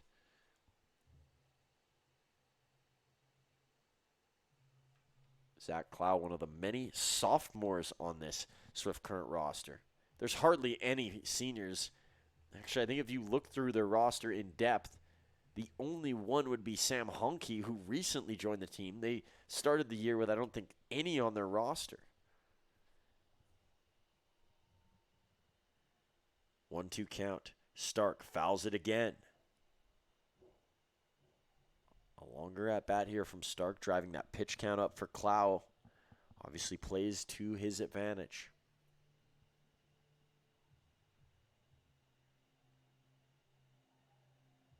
Jamel Chabot over at first base. Carson Chan on second. Evan Morrison in the on-deck circle. From one Medicine Hat product to another. That's what the Mavs are looking for here. Stark takes low, and it's 2-2. Frankie Giacalone would love, talked about that he's got his dad in the crowd. He would love for a big moment. He's had one in this game, but I'm sure he's hoping that it gets to that 3 spot and that his teammates can set him up here in the bottom of the 8th inning with nobody out. Clow, pitch to Stark. Stark, a stinger into center field. Chan's being waved around from third. Chabot's going to come into second. He's going to be held up. Stark over to second. Chabot, ball's thrown into the dugout. And that will mean that Jamel Chabot will come in to score, and Josh Stark is over to third. Oh, this is a messy game, I tell you. Oh, Stark's coming in to score as well. Wow. I don't know what you rule that in your scorebook, but it technically is a Little League home run by default. Jared Franklin's coming out. He's going to get a word and see what this is all about. And obviously the ball reached the dugout, an errant throw. Sometimes you can do everything wrong and still win a ball game. And if Josh Stark, if he is a counting run here, that means that 3 come across, and this is going to be a 1-run ball game. I mean, you just can't make this up. It's one of those games. You can't say, oh, what a contest it's been, such a great game, both teams firing on all cylinders. There's been some good hitting, but plays like that have made for an interesting night.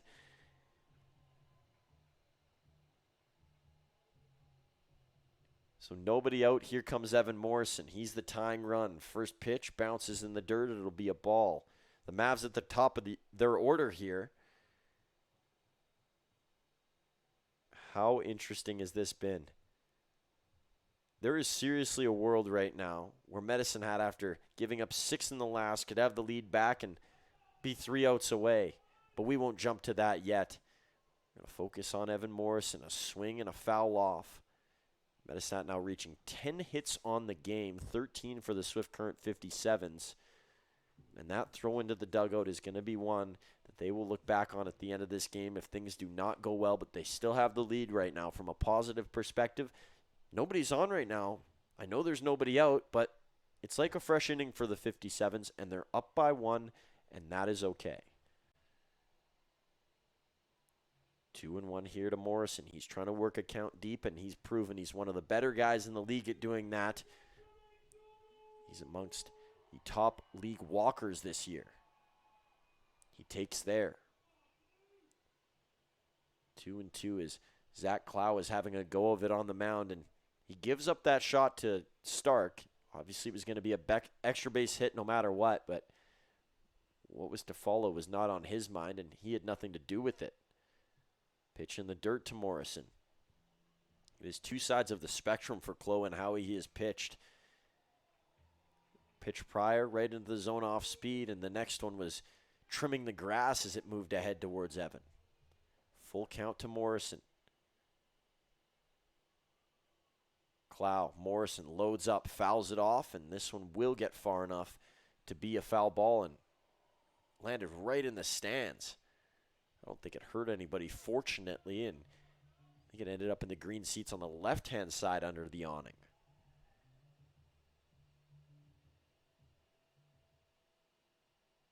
So let's do it again. Full count. Clow, Morrison, Blake Dale over on deck. 1-run ball game here in the bottom of the 8th. Morrison rips this down towards second base.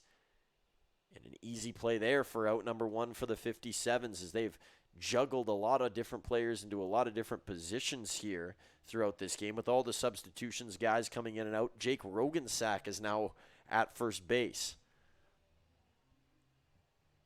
1 out, Blake Dale up. It'll be Jackaloni, Roth, and potentially Nick Hill to follow. And Evan Morrison giving a couple pointers to Frankie Jackaloni in the on-deck circle. First pitch to Blake Dale is high for ball 1. I'm not even sure either team has been hanging around in this game. I think they're just more so hanging on. Here's Clow. That pitch hangs to the side of the zone for a strike. This is a good old Canadian standoff, it feels like. You have it. No, you have the lead. Somebody's got to end with it. Blake Dale down the first base line, and that handcuffed Rogensack, not a natural first baseman. And so there'll be 1 on for the Mavericks. It's a hit for Blake Dale. There's no scorekeeper in the universe that is going to rule that in error. That's just a perfectly placed hit for Dale. And good speed is possessed by Dale. I'm not sure this is a scenario where you try and steal. You get Jackaloni in a spot to drive home the tying run through, but it is an option that Ryan Reed can go to, and he's probably assessing all of his options over at the third base side.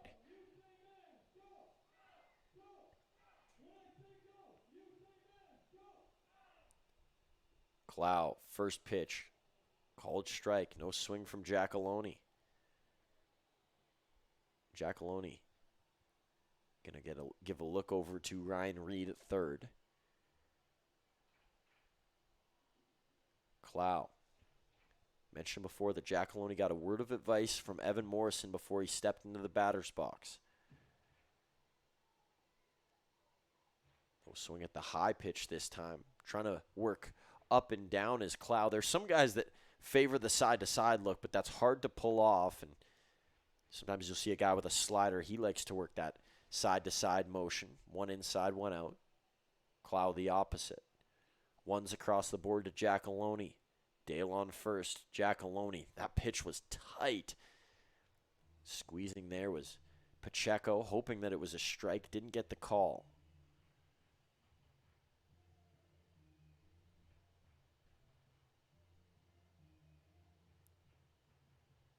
Giacalone. Green light here at 2-1. Blake Dale over at first base. Here comes the pitch from Clow. Giacalone, a swing and a miss as he was aiming upward. There are going to be games where Frankie Giacalone doesn't hit a home run, and that could be tonight. He got really close, but it just feels like he's never going to stop, and this would be a moment of all moments here in a game that the Mavericks have led and trailed in. At the most, they've trailed by 4. The most they've led by is 3. Clow looking for a big strikeout. Here comes the pitch. Giacalone, a swing and a miss. What a pitch by Zach Clow, a position player by day and a pitcher by night, as he's 1 out away from getting out of the inning and keeping this lead in the hands of the 57s moving into the 9th. He has to see Carter Roth, though, and mentioned that it hasn't been the typical Carter Roth day, but he's still provided a little bit of action at the plate, and maybe that just means that he's due as well. This is one that Zach Clow's got to be careful with. Over on deck sits Nick Hill. First pitch to Roth is going to be a ball. Roth in this game, just 1 hit, 1 strikeout, 4 at-bats on the night.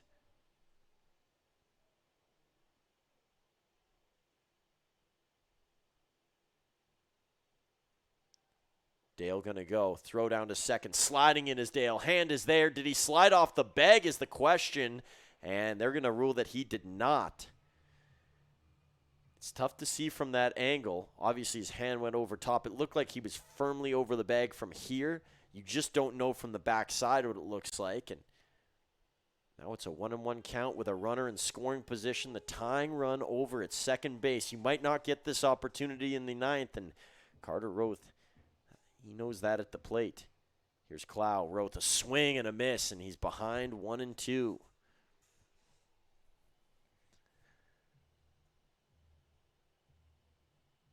Dale will sit and wait again. Clow, a strike away, and I guess beside that, an out away here against Roth. Clow, Roth, fouls that one into the netting. You get into this scenario and you're forced to swing at some pitches that you probably don't like if you're Roth. But he has great timing, good contact skills, and that allows him to foul off and keep going. He's one of those guys that I think can control when he's going to intentionally foul one way off stride. Here's the 1-2 now again to Roth. Clow, Roth on top of it. Maybe a playable ball, though it will drift further and will be out of play. You can see the jump there from Hiramoto over at third. He thought that he had an opportunity to get to it. Usually Carter Roth would shorten up the swing, looking for something soft into the shallow outfield area. Night sky getting dark here, and the 57s, they know that the Mavericks are running out of time, and they're down to their final strike in this bottom of the 8th. They'll still have the 9th, depending on what happens here. Roth, a swing and a miss, and a massive strikeout from Zach Clow. Wow. Clow gets one of the league's best hitters to strike out the second time of the game for Roth, and it is still a 1-run lead for the Swift Current 57s. What a performance here from Swift on the road, and that was a much-needed inning. They got a chance to add a couple more runs. They still have 3 more outs to get, but why not have some fun with it? Why not try and break the game open again here as we enter the 9th inning?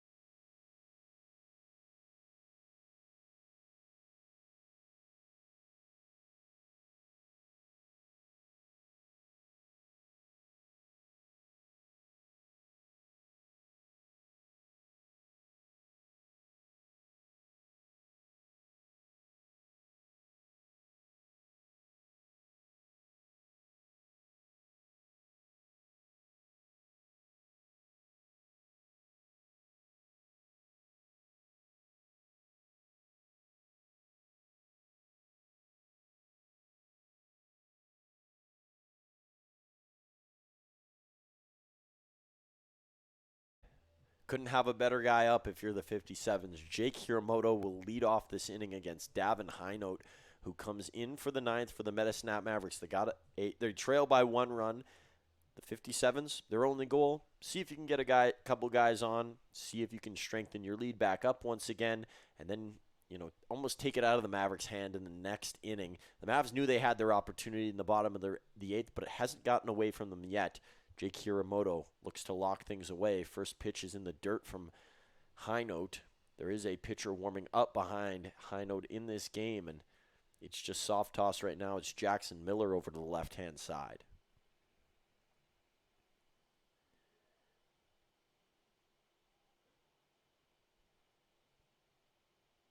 Highnote swing by Hiramoto, and ruling that it looked like at home plate was Willie Glasgow. They tried to check down at first base, and confirming there, you could see the first base umpire nodding his head.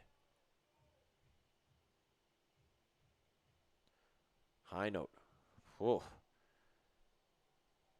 I mean, that one would have avoided the fans in the front row.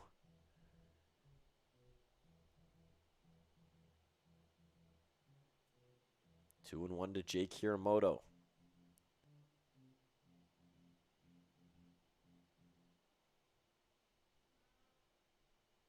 Highnote.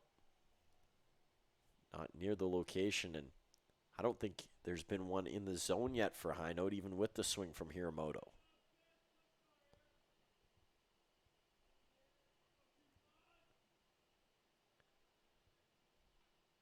Here's Hiramoto through the gap and in for a base hit. Not much Nick Hill could do. Hiramoto thought about a long round over first, and now he'll move back. And the only pitch he saw in the zone, he found a way to get barreled to it. Usually you think that you'd be taking it 3-1, especially in a game that you lead. You don't want to get yourself out. But Jake Hiramoto, when you're as good as he is, he's one of the few players on the 57's team where you say, swing away at whatever count it is. It doesn't really even matter with how good he does. A bunt attempt, and it was pulled back, but the strike is in the zone for Highnote.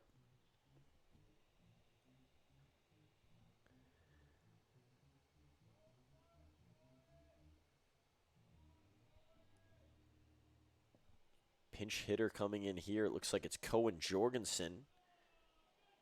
And Jorgensen, a head tilt there. He had the bunt out. He retracted that. And then the call was made anyways as a strike.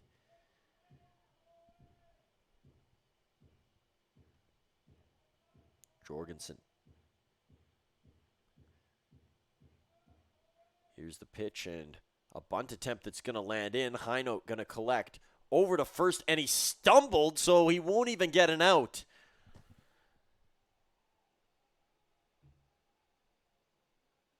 Agonizing for Davin Highnote.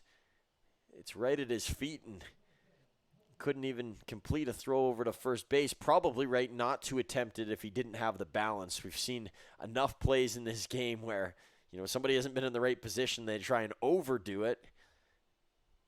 So Highnote will step back onto the mound now.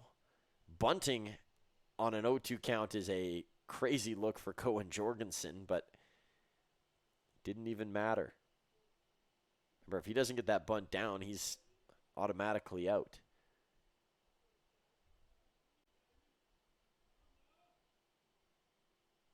No outs for the Mavericks here. First pitch and to Hudson Unger is is a strike. I'm not thinking about food in here. That's not the reason I said it. It's just those two words and names are too close together.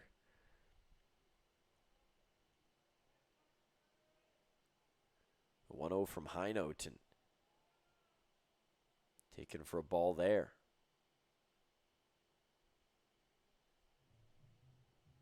Frankie Giacalone was playing way in, and he's expecting a bunt again. A small ball look here from the 57s. Keegan Manola, it looks like he's out of the game, judging where he would have been in the lineup, so the Mavericks won't have to face him again tonight. Unger trying to put down a bunt. Chabot was ready to throw, and a strike is called.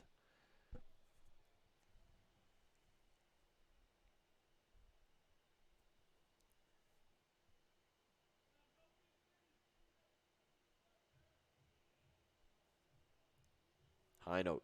Tall stance. Giacalone way in. Hill's back a bit further over on the other side. Here's the 1-2. High pitch, no swing.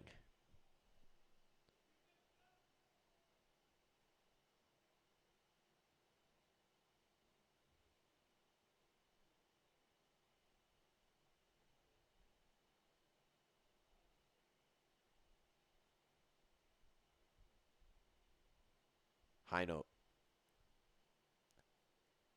Gets ready for the 2-2. This one stapled over towards center field. Morrison all the way back. He's going to make the play. Runner will tag head for third.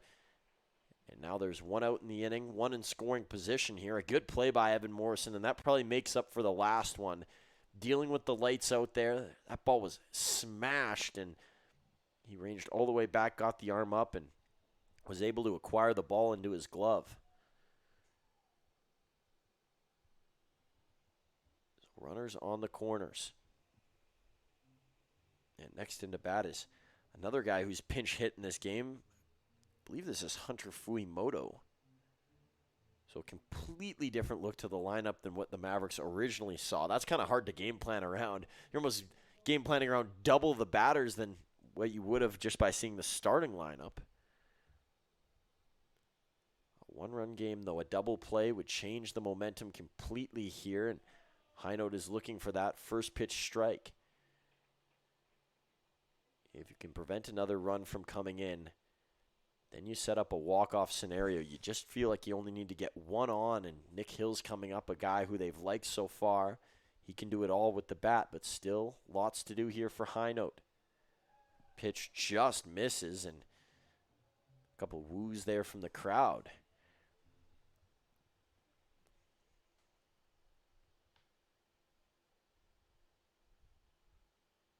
Fuimoto swings and fouls that back. There's no sugarcoating it. The first, I would say, batter and a half for Davin Highnote was not pretty, but he has started to figure it out, and he's found the strike zone. The control is coming somewhere. You see guys where their velocity ramps up as they go through batters, and it looks like the control could be here for Highnote. One back to second, trying to get two, not in time, so across the score is Jake Hiramoto. It's now a 2-run lead, and whoa! A throw down to second base, and there is going to be an out. If you took your eyes off your screen, I'm not sure you would have saw that. And the Mavs have walked off the field here. The 57s are still in the same position. There is a lot to be discussed here, and Jared Franklin is furious. You can see the clap of the hands, and yeah, that's going to be it for the inning. So the run is not going to count. Initially, the runner over at first base, he was called safe. Wow. I mean, how many things can you throw into this game? Like, this is getting a bit comical at this point. I don't know what other way to phrase it. I'm not exactly sure what the ruling was there. But you look over to second base, the out there was almost automatic.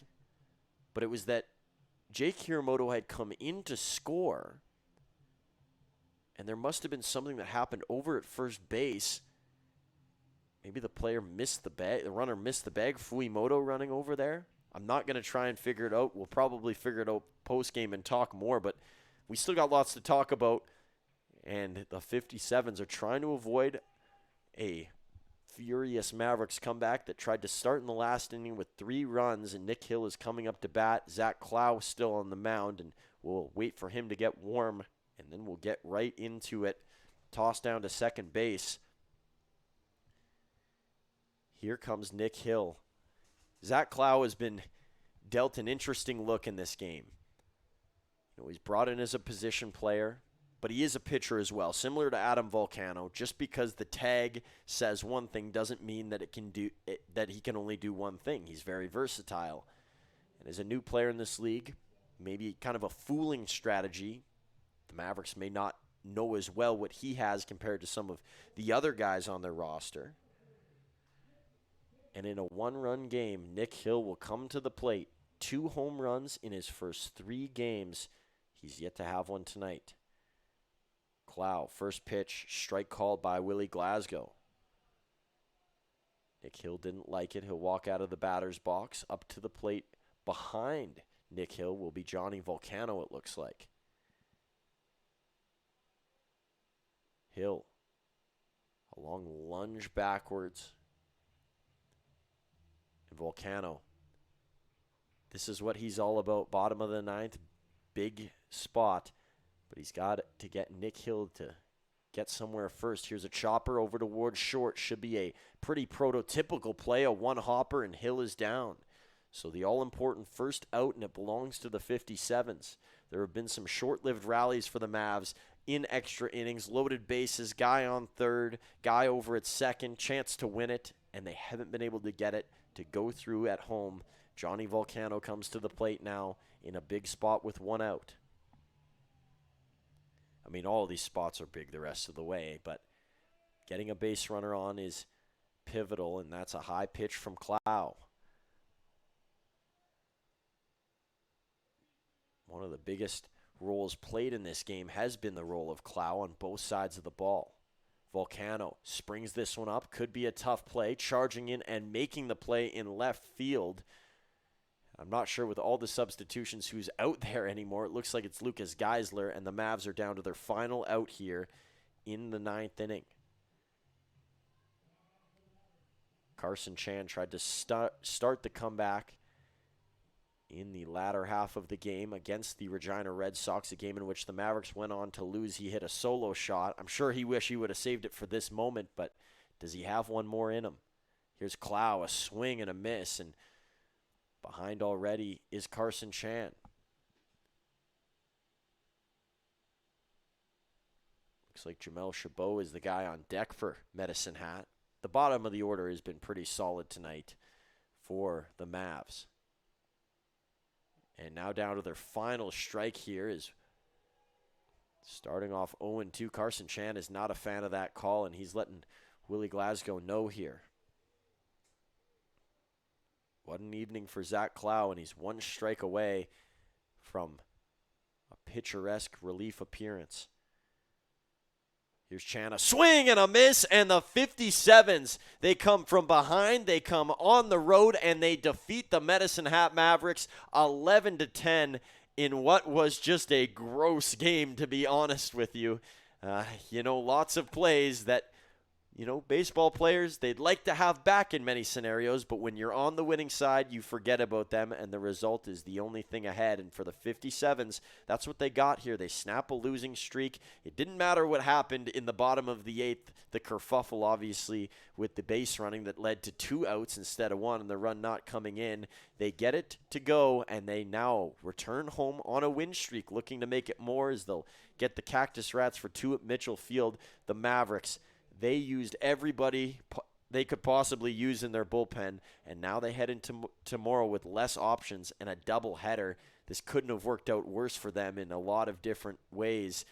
But tonight, the 57's night, they get it done here at Athletic Park. Once again, final score 11-10 here on Flow Sports. My name is Truman Bartman. Thank you for joining me as always, and we'll have tons of baseball tomorrow. It's a marathon affair, so get here on time. 1 o'clock start against Sylvan Lake, and we'll do it again at 6:45. That does it for this one. We'll see you later tomorrow, folks. Take care.